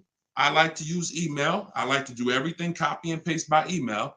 But when you start getting multiple offers, you're going to truly see where all the hidden money has been, and you'll see how many of these dealers are overpriced, which is going to just make you say, from now on, I'm definitely shopping online. So but you need to do it correctly. There's some information you must give a dealer in order to get quotes online. And most of you don't know that. That's why you're having problems getting quotes, because you're not giving the dealer what they need to get quotes. So we'll go deeper on this throughout the show. But this is what we're talking about, y'all. This is all in my book. In my book, you have the 7 steps laid out. You could cue the next question up, Dolan. And for our launch, you can get it for 75% off. The book's normally $97. Before our welcome offer, our launch, I said, you know what? We're going to do 75% off for 30 minutes. So when you go to my TikTok bio, you click that link. There's a button that says, get my new book, 75% off. You get yours. You won't pay the normal $97, but it's only for 30 minutes. Once that timer goes down, you go back up to 97. Same thing on Instagram. It's in my Instagram bio. And then we're going to put the link here for you guys here on Facebook and YouTube. All right, go ahead. This one's from Instagram.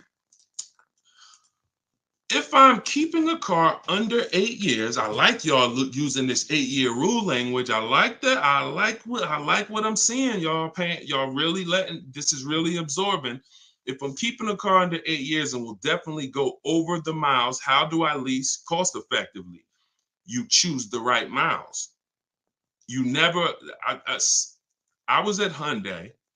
And I experienced most of what I'm teaching, I learned through being in the dealerships and just watching, paying attention, asking questions, seeing bad situations, and then asking questions to make sure I could help people avoid them. I was at Hyundai. I was a manager for 6 weeks there. And this guy came in and he was returning a high mileage Hyundai lease. It was the first one that I had really saw that I could remember. He brought it back. It had 70-something thousand miles on it. And I was just like fascinated. I said, you lease this? He said, yeah. All I do is lease. He said, man, I'm in sales. I used to buy these cars. You know, I was putting so much money in the cars, all this negative equity. And it was just like, I hated it. He said, once I got exposed to the high mileage lease, I never looked back. I drive this thing 20-something thousand miles a year, 3 years, I drop it off, I get another one. And so I said, okay. Because I had also experienced high mileage people coming back with lots of miles, but a lot of negative equity with it. Hey, Deshone, I'm looking to change this thing. How many miles you got on it? I got, 180. It's all highway. And then you look at what you owe, high mileage drivers. And I'm like, God, man, it's going to be hard because you got all this negative equity. So once he exposed me to that, I looked at his payment and I said, man, he's only paying a couple dollars more, $150, $200 more per month to have all the mileage. That $150, $200 a month is a lot less than the depreciation hit that he's taking. Again, going back to the unseen expense. We already said, we park a car outside your driveway tonight, it's 30 grand. Next, I asked everybody on here, is it worth 30,000 tomorrow, a year from now if you don't drive it? Everyone unanimously said, no, it's not. So even without mileage, it goes down. When you do regular mileage, it goes down more. Somebody doing 25,000, this is how you're destroying the value of your car, but at the same time, the loan is still staying high. So once I saw that you could avoid that with a high mileage lease, that became part of one of the strategies that I teach for high mileage drivers. This is only if you're short term. Pay attention to what Maddie's question said. If I'm not keeping it 8 years. If he was, there's plenty of cars that you can keep 8 years and just put a ton of miles on it. You're not worried about trading them or selling them because we don't trade. You're just going to get the maximum value out of it. In his case, he knows he's not keeping it 8 years. How are we avoiding the short-term depreciation? You do that with a high mileage lease. Second strategy, Matt, this is also in my book. I have 2 strategies for short-term high mileage drivers. That's one way. Shop for your lease, 12,000 miles a year, identify the best bid, and then once you identify the best bid out of 5, you have them adjusted to a high mileage lease. Second is you buy your car, or if you have a car now, you keep that car, pay that car off, and now you're going to go lease your nice car, and that's going to be your second car. I call that 2 cars, 1 payment in my book. That's what it's called. And now you have, because some people say, Deshone, you know what? I want a nice car. I drive a lot for work, but man, I want to get me something nice, but I don't want to just be destroying it. And this strategy becomes perfect for them. This guy who's doing the high mileage lease with Hyundai, that's not a nice car. Especially once it gets up to 60, 70,000, it's not so some people are like, you know what? I want a nice car. I'll have my mileage car. I'll do, half the mileage on that. And then I'll go and lease me something and I'll do half the mileage on that. And so it's a beautiful thing. You got your nice, beautiful car and you got your mileage car and you split it, payments affordable, and you're not dealing with all this negative equity like you've been used to dealing with as a high mileage driver. High mileage drivers are getting killed with some of the worst because you guys are just killing the value of your cars. You use either one of those, you're going to love it. Both in my book. So if you want that step by step, it's in there. Some of you are like, Deshone, this is great. I don't want to try to remember all of this. In my book, it's right there for you, laid out step by step. You can get it for 75% off in my TikTok bio or my Instagram bio, or just scan the QR code on the screen or go to deshonesbook.com. Either way, get you 75% off. Okay, shoot the next one up. That was a great question, man. Shoot the next one up. Let's get through as many as we can. This one's from Instagram. Would you recommend leasing business vehicles? Well, that's a question for your accountant. Whoever is going to be helping you benefit from having vehicles in your business name, that's the person you should be asking, which is most likely your accountant, whoever does your taxes. Here's what I can tell you, and I'll keep this very quick. Many people are putting cars in their business name with no business or no business that requires a car. Be very careful.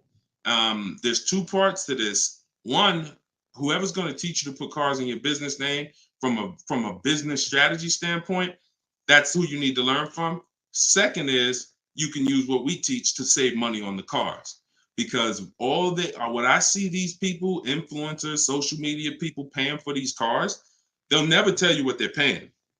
And they go and they re-up their cars like crazy because they need it for their brand. The money they are losing, most people can't afford to lose. But unfortunately, they're desperate. But get the strategies, get the structure. I used to have people all the time ask me, Deshone, do you teach Toro and all of these, I said, look, I don't, but you need 2 people. You need me because I'm going to teach you how to buy the inventory at below market prices. You need the business person who's going to teach you how to legitimately do the business, inventory and all of that. Those are the 2 people that you need. And without both of them, you got some incomplete counsel. But be careful listening to these people, man. If you don't have a business and you wrote off thousands of dollars in business mileage or thousands of dollars in car payments and maintenance, I don't want to be around you when you get audited. And the sad part is those people who told you this won't be around when you get audited, and you can't support that.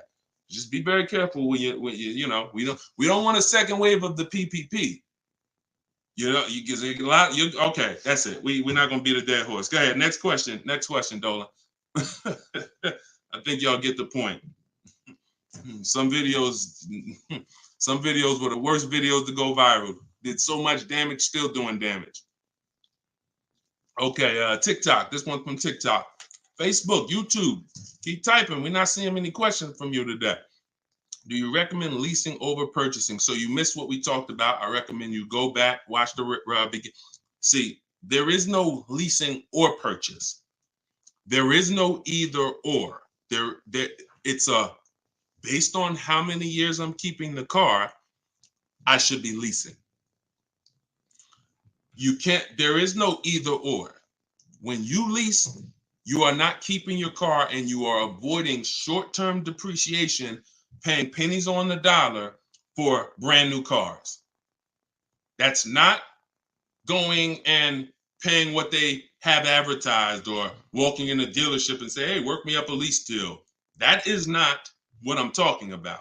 When you add up the payments from doing that, you're going to see you overpaid. You probably broke the 1.5% rule and you paid too much for a car you're giving back in 3 years. What I'm talking about is aggressive lease deal. Look at this. Give you an example. I'll give you an example right here. So, and this one, I love to use her because she was in the middle of the pandemic. Middle of the pandemic, people were out here buying Kia Tellurides for just $5,000, $10,000 over sticker. Bonita got hers in 2020. She got a 2023 Kia Telluride, put $600 down, and that was her car payment every month for 3 years, $600 on a almost $47,000 Telluride. Why is this so important?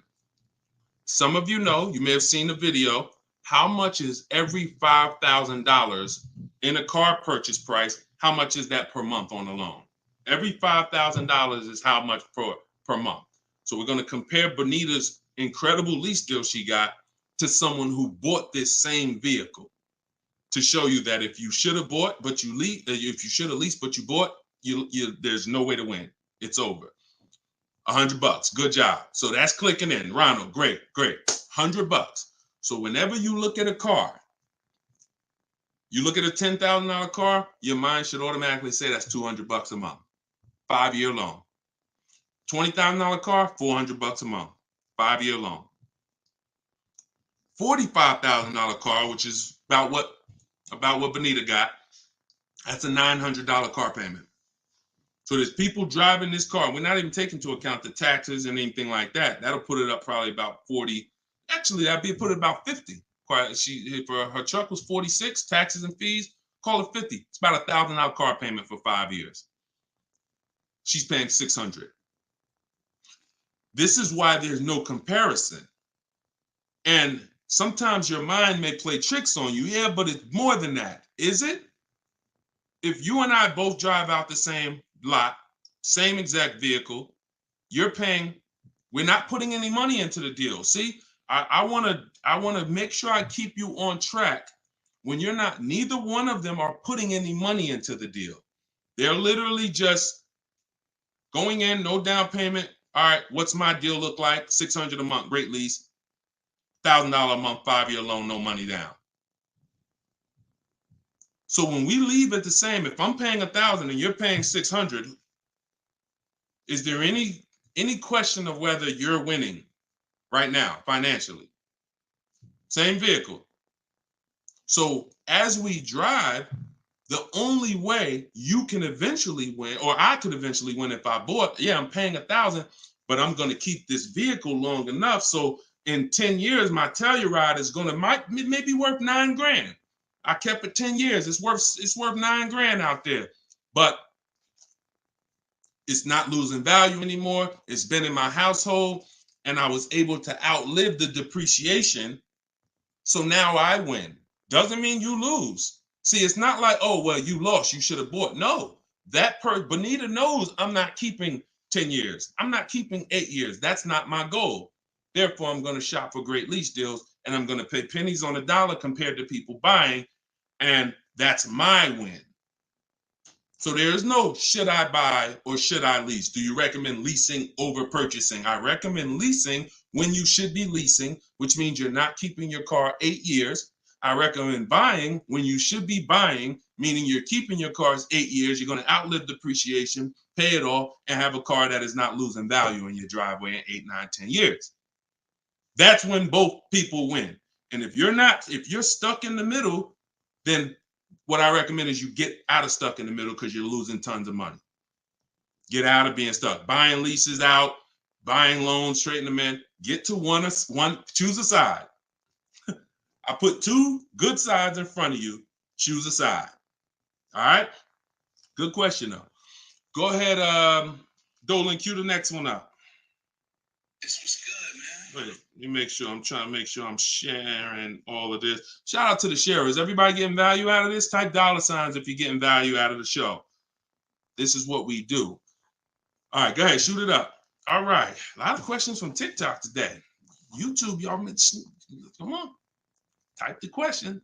All right, good to see you, Melody. I see. All right, when is it a good time to buy a car? Sashi, there's no good time. There's no bad time.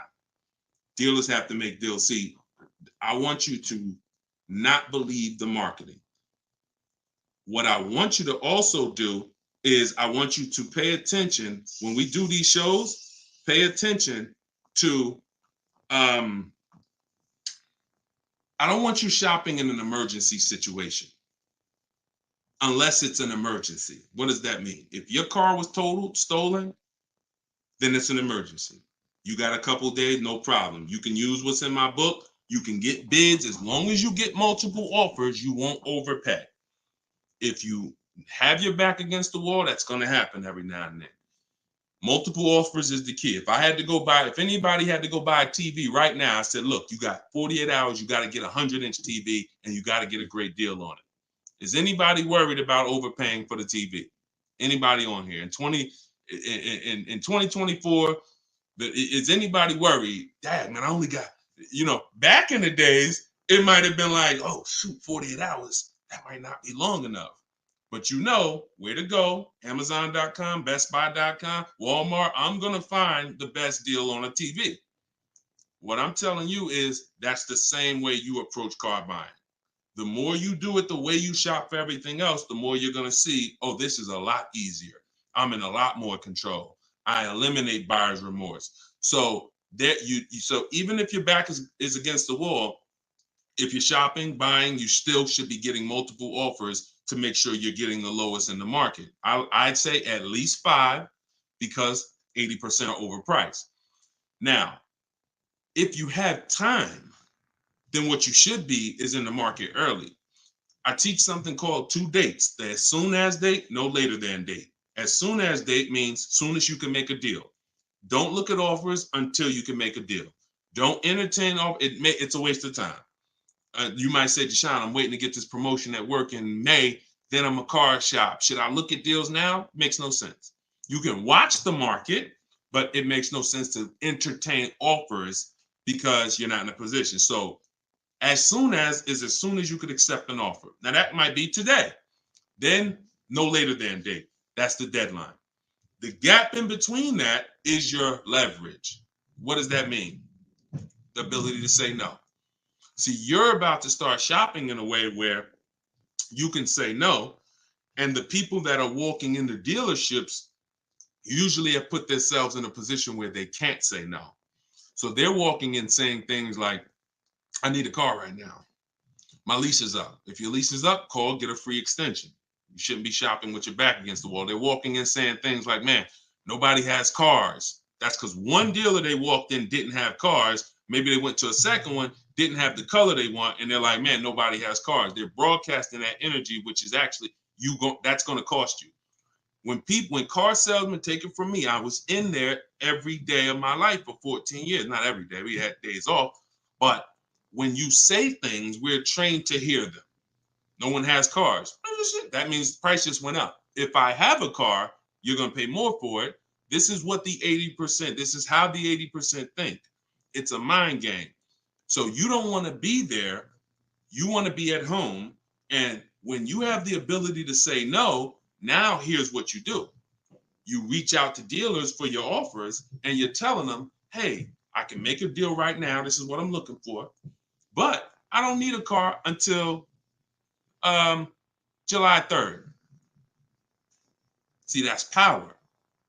That means, hey, if I got a car coming next month, I can talk to this person about it. Most times a person walks in, they need a car this week, next week. That means whatever's on the ground, that's all we can talk to you about.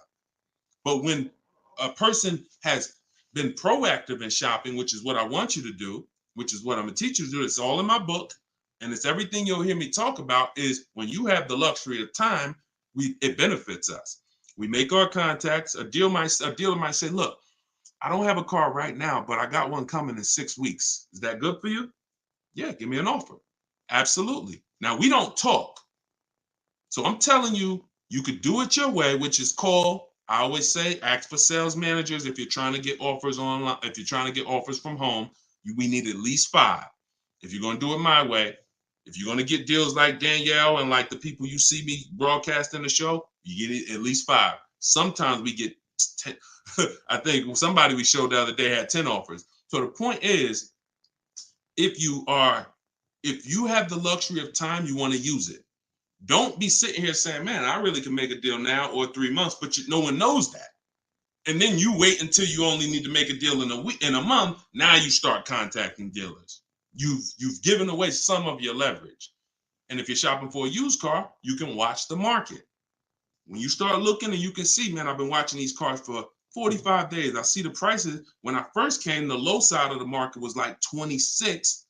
Now I see that low side is about 24, 25.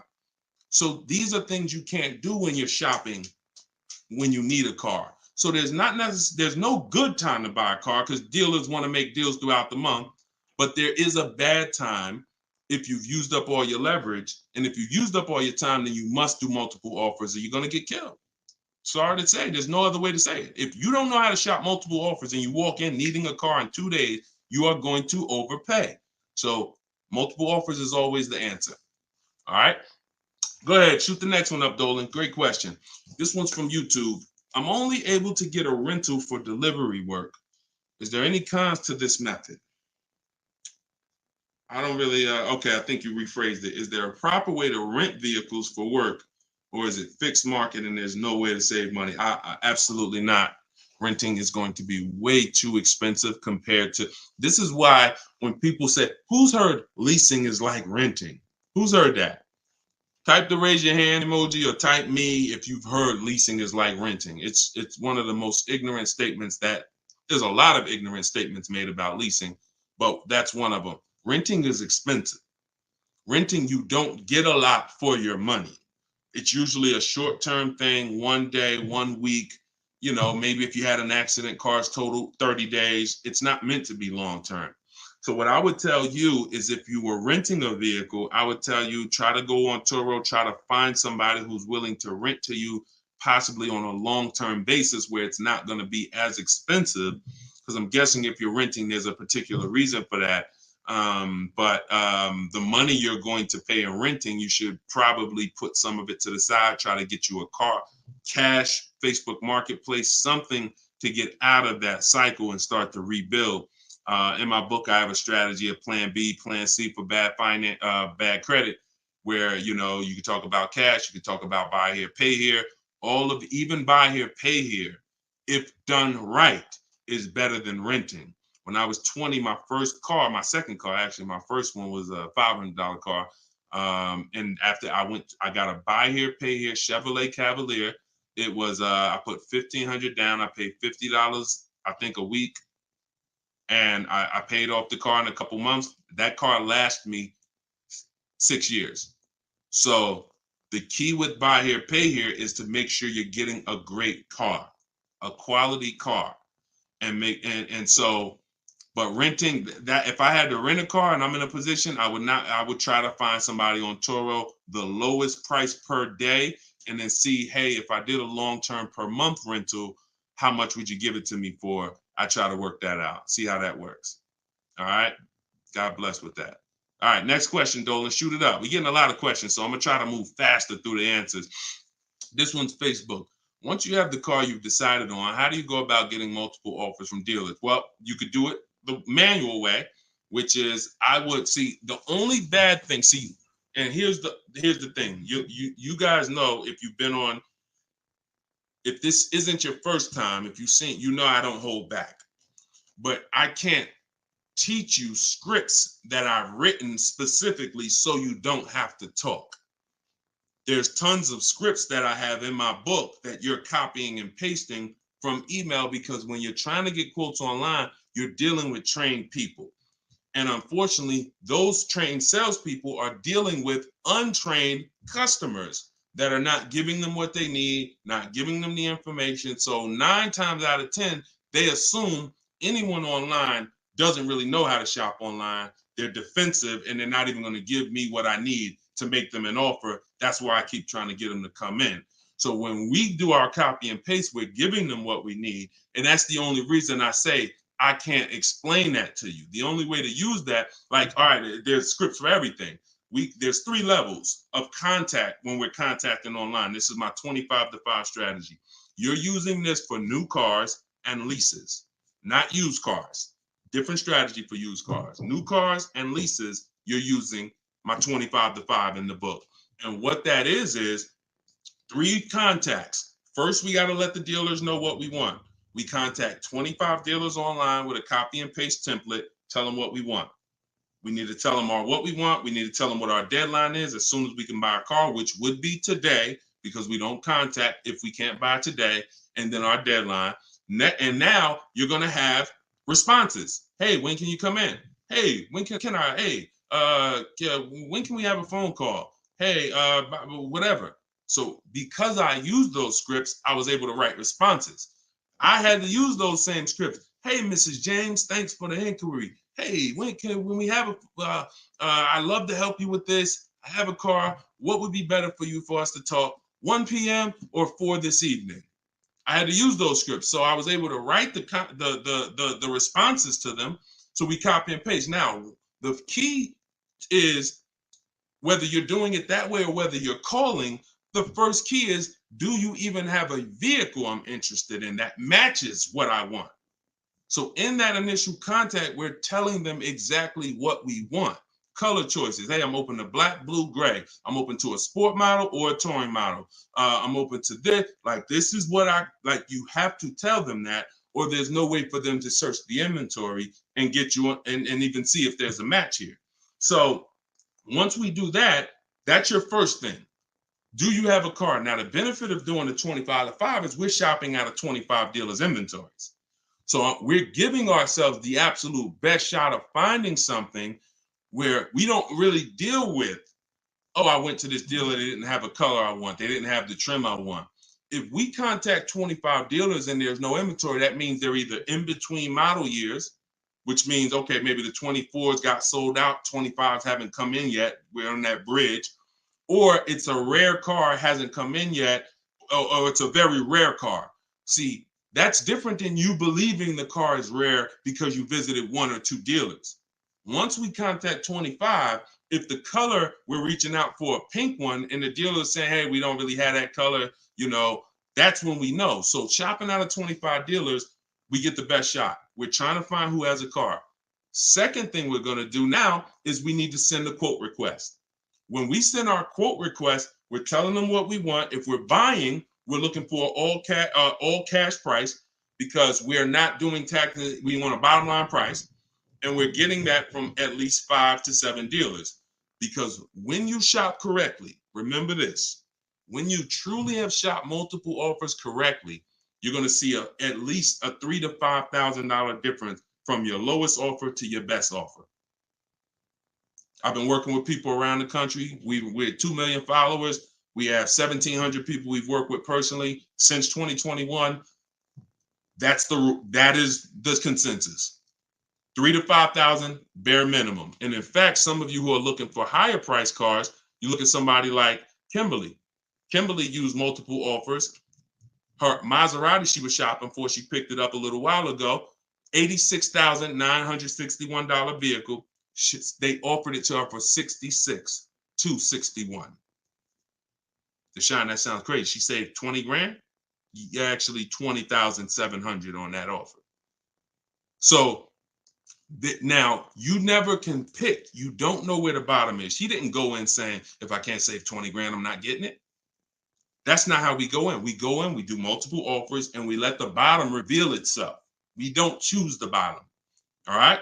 So once we do that, we're getting our quotes, and there's going to be a lot of people who try to stop that. Hey, we only do business in person. When can you come in? So you need scripts to respond to all that if you're going to do it fast and shop like we shop, 60 minutes, 90 minutes. But if you're going to do it manually, then you can call sales. You can ask for sales managers and try to get them that way. But do not make a decision before you see at least 5 offers. 5 to 7 offers. Nobody who's listening to me will ever buy a car without seeing 5 to 7 offers, new cars and leases. Never. Too much money at stake. All right. So that's how we do it, Damon. That's the intro. And that's the only reason why I can't go deep on my 25 to 5, because it's totally internet based. We do it 60 minutes. So everyone who's like, Deshone, I want to use that. It's in my new digital book, Car Shopping for People That Hate Car Shopping. You can download it in my TikTok bio. You get it for 75% off as part of our launch. And it'll be in your inbox in 5 minutes. Same thing with Instagram. Go to my Instagram bio. You got 30 minutes before it goes back up to $97. Get your 75% off.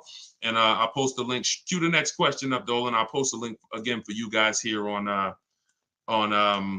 YouTube and Facebook. Here's the emergency link. All right. This one's from Facebook. We got another question from Facebook. Hey, I'm in the USA, originally from Canada, and no credit in the USA as yet. Should I buy a used car with cash or a new one? What I'm afraid they'll give me a high rate. What do you think best option? Hey, if you got the ability to buy a used car cash, that's what I do. I'd get a great car, spend as little as possible on it, Facebook Marketplace, because I'm not looking, if I can, to go into a high interest loan when I can get me a car and then I can build my credit. I want you to follow Haley, somebody named Shonda Martin. Her brand is called Road to 750 Plus. She's very similar to me in that she does these Q&As all the time. She's live. She's a genius. She's clearly studied for many, many years to understand. And even me using her thing, her strategies, I've added at least 80 points to my credit just from things I didn't even know. Like, and the real person who's an expert is going to show you where the blind spots are, things you didn't know. And that's what Shonda is. Some of you may follow her. She's amazing. Yeah, Cavante said, yeah, she's amazing. She is. So follow her. But yeah, I would be looking to get something inexpensive, point A to point B, little as possible. Make sure you find wherever you live, ask around who's the best mechanic in town. Ask like who does everybody know in town that, you know, fixes cars, just a good guy, good woman. And you find them and you say, look, I'm about to go pick up a car. I'm gonna buy it privately. Well, can I pay you, you know, $100 to inspect it for me? Get yourself an inexpensive car, and that'll give you the ability to be on the road. At the same time, you have the ability to have the time to invest in your credit. So when you're ready to make a power move where credit's concerned with a car, be it leasing, financing, you're good. All right. But if you go buy a car overpriced interest rate, it could really set you back. It can really set you back. It's happened to too many people. Great question. Cue the next one up, Dolan. Great questions today. YouTube, should I buy a car cash or do I get a loan? It's a great question here. A lot of great questions. This is a matter of, look, nothing that I teach is really one size fits all. That's been the problem. 8-year rule, absolutely. If you're not keeping 8 years, that is one size fits all. That's why it's called a rule. You should be leasing if you're not keeping your cars 8 years. If you're buying, you should be keeping them more than 8 years. But when it comes to the cash or loan, here's what I've experienced. And the people who pay cash or don't pay cash, this is kind of what weighs it for them. What are they doing with, what are you doing with your money? Is your money making you money? If your money is making you money, I would have people come in the dealership, clearly had the ability to pay cash, because I would ask them, you know, so how are you paying for the car? And they say, you know, I'm thinking about, you know, writing a check for it, but I'm, you know, what are the rates? And if we had a special interest rate from the bank, like 0% or 0.99%, 1.99, 2.99 even, they'd usually take the bank's money so that their money could keep making money for them. So if that's you, and the rates are low, that's why whenever we shop for a car, you always want to check, are there any special interest rates? That's the first thing. I teach something called the bank bidding war. It's not just dealers that bid for our business. It's banks and credit unions too. So in the bank bidding war, there's 3 rounds.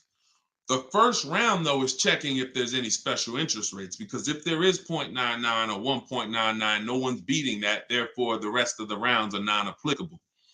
So if you can use the money cheap, that's when you use the money and you let your money keep working. Now, another person, a different person, Deshone, I'm not really investing my money. You know what? I just kind of like to keep things to a minimum. I got my cash over here. Okay, then. I would still, if the money was cheap, consider it, because we could be coming into days where cash on hand becomes a little bit more important. But it's really about the cost of the money. If rates are high, 6, 7, 8%, 9%, 10%, then you want to put as much down on these cars as possible. If you're buying them, you want to put, you want to pay them off if you can, because the money is expensive. So it really depends on the cost of money. People, when the cost of money is cheap, they benefit from that, and I would think that those principles will work for anybody, and that's, you pick and choose which one of those situations fits you. But if you check the special interest rates, that usually puts it to bed. You see 0.99, it ain't no reason. Why would I? The bank's basically giving you free money to use. You can keep your cash on hand and still get the car. So I know some people don't believe in that. They don't believe in interest, but here's the thing. There's something called opportunity cost. Interest is not the only loss. When you're talking financially, opportunity cost is important. When you put 30 grand in a car and it gets you, we already talked about this. Cue up the next question, Dolan. Depreciation curve. When we start talking about financially making decisions, a lot of people see, if I put 30 grand cash into this car, what is my cash worth in 6 years? $30,000 car, what is it worth in 6, 7 years, y'all? 12, 10. So what's the return on that cash? It's not even positive. It's not even neutral. It's negative. So these are all the things that it's like, okay, you go over that, what I just said over the last 6, 7 minutes, and you choose what makes sense for you.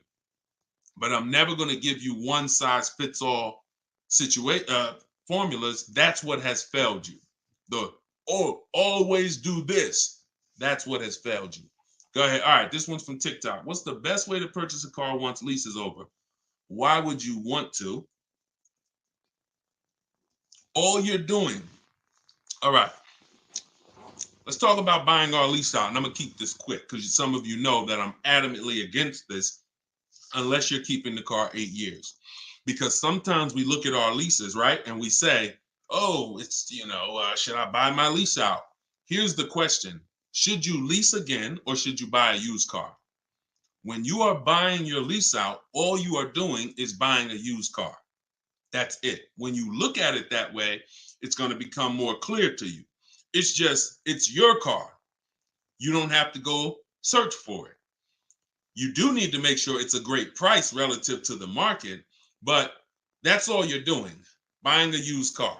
So the question becomes, should I buy a used car or should I lease? And when you realize that the 8-year rule, breaking it, is going to continue to lose you money and put you in negative equity, you won't buy your leases because you don't plan to keep them again for another 8 years. I'm going to tell you how I found this out to be horrible. Guy walks in the dealership. I'm looking at the car that he has. He says, okay, I'm looking to trade this in and get me something new. I said, okay, how many years old is that? About 5 years. Okay, cool. How long you had it? I had it since it was new. Okay. All right, you know how much you owe on it? No, I don't know. Now, that's not a good sign, because if a person tells you they've had a car for 5 years, and they've had it since it was new, wouldn't you think it was almost paid off or paid off, right? If that makes sense, type of dollar sign. If a person said, you saw them, they're like, yeah, I had that car 5 years. I bought it. I've had it since it was new. Shouldn't it be almost paid off or either paid off, right? So when he said, I don't really know what I owe, I was like, okay, no problem. We'll call the bank. We'll find out. All right. So I have the used car manager look at his because everyone who's in this position, I'm going to tell them about leasing. So I'm looking forward to that, because once I tell them about leasing and I show them the numbers and like, hey, you keep trading these cars, look how much you're going to save. And some people will come in and their car was paid off. And I'm like, good thing is whatever that car is worth, you're going to get all that back. You're not putting it into your deal and using most of it as a down payment. So I've literally changed people from financing or buying to a lease, giving them a check back for their whole car that they was coming to use as a trade, and they get a check for $12,000, and then they leave with a lease with no money down or little down, and they're like, yo, this is great. So I'm thinking I'm about to lay this out for him. And so used car manager goes, looks at his car, may say like, okay, I think the car's probably worth about 18. Okay, perfect. So let me call the bank, find out what he owes. Hey, how are you? I'm calling for Mr. Johnson here. Yeah, he's interested in replacing his car. We need his payoff. Okay, the payoff is 18,000. Wait a minute. How the heck is the payoff 18,000? Hey, Mr. Johnson, they're saying you still owe 18,000. Dang, it's that much? Yeah, I didn't know it was that much. Wait, I thought you said you had the car since it was new. Yeah, I did. You know what happened? We leased it for 3 years, and then we had bought it when we bought it after the lease. That's how I learned how bad this was. So I'm like, okay, because when you buy your car off lease, most people, you're going to need a 6-year loan to have a similar payment. So if your payment was 400 and you buy the lease, you're typically going to need a 6-year loan to have around the same payment, right? So picture this, 3 years to lease it, then you get a 6-year loan. 6 plus 9 is what? 6 plus 3 is 9. Anybody on here signing up for a 9-year loan on a car? Anybody? We got a lot of people on here. Anybody on here signing up for a 9-year loan? No? Okay. Room's quiet. So we've never signed up for a 9-year loan. Look, she said, heck no. Right. We never signed up for a 9-year loan, 9 years of payments on the same car. Yet when we buy our leases, this is what's happening. So you look and say, all right, you bought your lease, you put 6-year loan, so you leased it for 3, then you paid it for another 2, that's 5. Now you're tired of it. Yo, man, I've been in this car, let me go trade it. Problem is, you still have 4 years left of payments. That's why buying the lease is horrible. One situation where it makes sense, if you're keeping it 8 years. That's it. If you're going to keep it another 8 years from the day you buy it, then potentially go ahead. Because all it is again, buying a used car. If you said to Sean, should I buy a used car or lease? How many years you keeping it? I'm keeping 8, 9. Buy the used car. Don't lease. So preaching the truth. Thank you, Kevin. I'm glad, man. And hopefully these stories will stick in your head. So when you encounter these situations, you know, when someone says to you, hell, man, I'm thinking about buying a lease, you'll never forget the story. So this has nothing to do with getting the best deals. This has everything to do with having the best deal structure. So I'm glad that clicked. Go ahead, shoot the next one up, Dolan. Oh, I see we already been on for. All right. We'll do a couple more. I'm trying to get through them as quick as possible. Y'all, if y'all like Deshone, I love to know everything you teach of how you shop for cars. Everything I teach is in a step-by-step way. In my digital book, Car Shopping for People That Hate Car Shopping, 7 Steps to Saving Time, Money, and Avoiding Dealerships. Everything we do is a bid. We're buying cars and leasing cars in 90 minutes, 60 minutes. When you get good, you'll be able to do this in like 45, 60 minutes. You never spend more than 30 minutes in a car dealership. You're at home. You're the prize. You're getting bids. You're no longer negotiating one-to-one where you're in a losing position. When you're getting bids, you're in the winner's position. So you can get your book for 75% off as part of our launch. So we want to do 75% off. It's normally $97. In my TikTok bio, you can grab yours. It'll be in your inbox. And some people say, before I get to this next question, Deshone, is it in print? There's a lot of reasons when you use it, you'll see there's no way this book could have been printed. One, things change.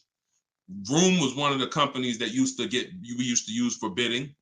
Vroom's out of business. if we had 100,000 books out there in your houses that you all paid for, now it's like, okay, what do we do, y'all? That's obsolete. Now that's when you hear people say, hey, you need volume 2. I know just 6 months ago that I asked you and told you that I was going to solve your problem with volume 1, but that's no good anymore. Volume 2, get it today. We're not doing that. And there's nothing against them because, again, they did what works, but we didn't want to do that. I wanted to be able to update this book on the fly. What I did when Broom went out, I updated the file. Everyone's book was updated. And there's also links in there. There's links to videos. Like I said earlier, you have my scripts in there. That was all stuff. You're going to be copy and pasting this. There's no way I could have did that in a physical book at all. All right. What do you think of swap a lease? If you can get a great lease deal, absolutely. Absolutely. We always compare, divide the monthly payment into the MSRP. The 1% rule has existed way before I started, way before I even got in the car business. The 1% rule said if you can lease a car for less than, for 1% of the MSRP, no money down, no money out of pocket, just, covering the first month's payment, you stole a car.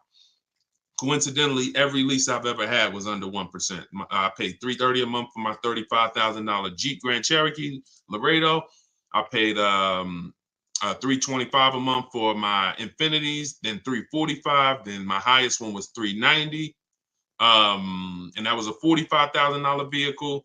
So these are under 1% leases. In order to get 1% leases, you need to shop multiple offers, but you also need a great lease program. So what we always say is under 1% is a steal. You'll see there's 3 categories of leases. Steals, great value. Those are under 1%. Great deals. Those are between 1% and 1.5%. And then where it's time to chill, over 1.5%. You're paying too much for a car you're giving back. So if I was taking over someone's lease, I'm judging it by the same thing. Leasing is a value play. How much car can I drive for that payment? It's the ultimate way. The lower that percentage is, the more you've leveraged your money into a great car. So yeah, I'll check swap a lease, definitely.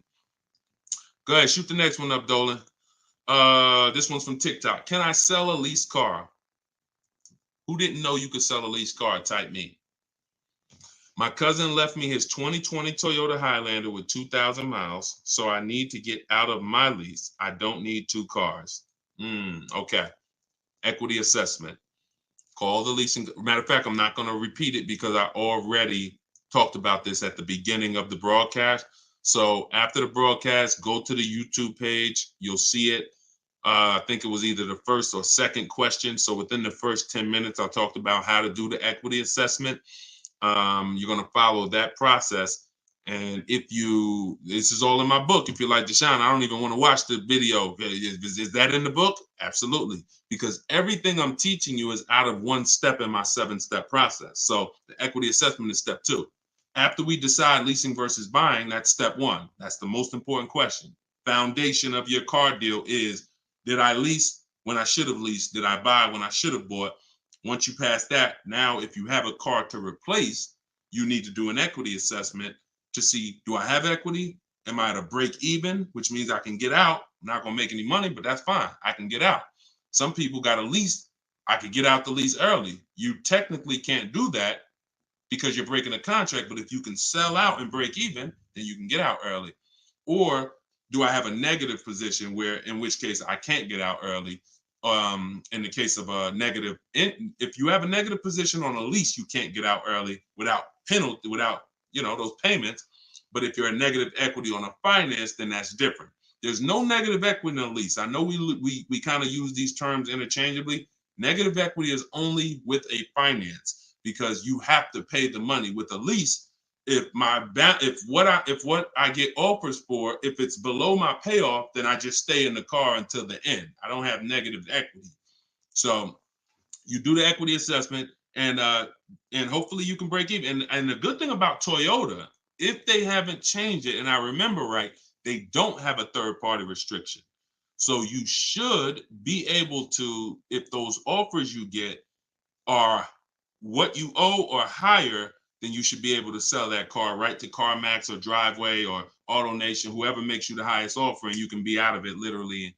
You do that today, you could be out of that car tomorrow. All right, so keep me posted. Go ahead. Shoot it. See, we're over an hour.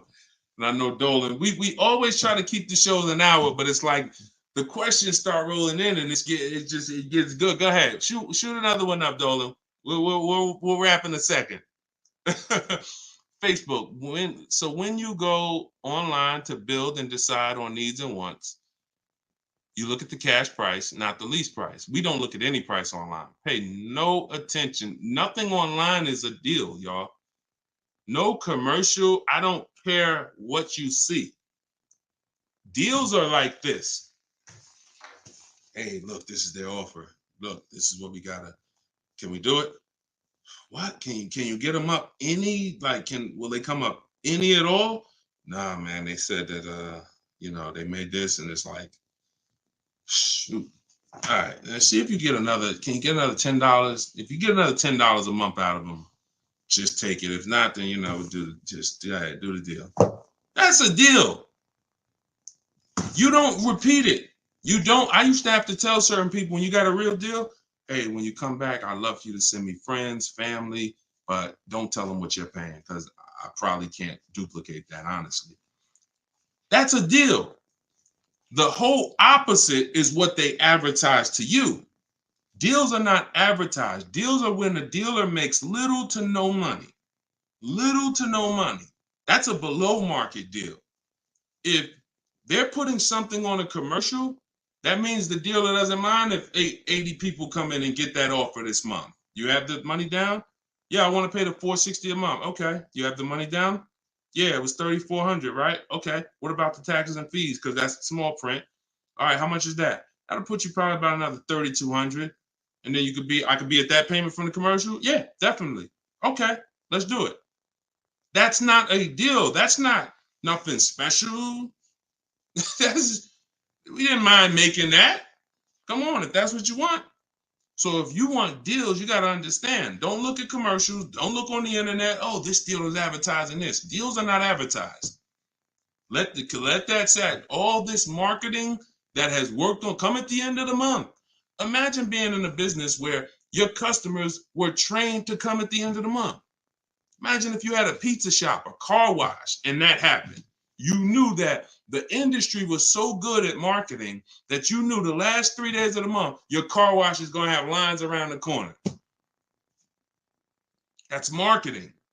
So dealers make deals when they're like desperate. I want to see. Nobody's here. So don't pay attention. Don't pay attention to that. Just follow the process. Oh, I see you got the book. Just follow the process. If it's not written in there, Ty, don't add to it. Don't add to it. If Deshone didn't say, go to this website and look and then write that down, don't do it. The whole purpose of why I wrote that book in that way is to take the guesswork out of it. If you find yourself like, okay, what should I do here? All right, I'm going to do this. You're probably off my path, because my path is very rigid. It's like a McDonald's system. You hear that beep, the nuggets are ready. Oh, don't change it. And then you'll get the results. We call that trusting the process. Great question. All right, y'all. We just hit an hour and 10 minutes. Y'all, I would love to do this all day. We are going to continue to do these broadcasts. Once the questions start coming in, I don't want to discount any questions. So I wish some questions I could just answer in 30 seconds. It's not possible without me just cutting it short and then you not getting the value out of it. So we try to get through as many as possible. For everyone who wants everything I teach in one place, you can get everything in my social media videos. But I think what you understand now from being on the broadcast is there's lots of different situations. So when you're moving through my social media video, you're saying, oh, he's talking about leasing here. He's talking about buying a used car here. He's talking about banks here. He's talking about high mileage here. All right, that means I got to try to piece this together myself. Same thing with the broadcast here.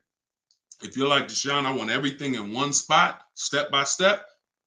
It's all in there. Leasing's in there. The high mileage paths are in there. The new car purchase paths are in there. Used car purchase paths are in there. And step 7 of my book is delivery. So you shouldn't be thinking, oh, I'm gonna read the whole book, then I'll start shopping. No, it's action guides. It's essentially a big checklist. Do this, do this. By the time you get to step 7, you should be picking up your car, getting ready to have it delivered. So that's the way it is. You don't take a quiz at the end. The quiz is if you did it right, your car's on the way.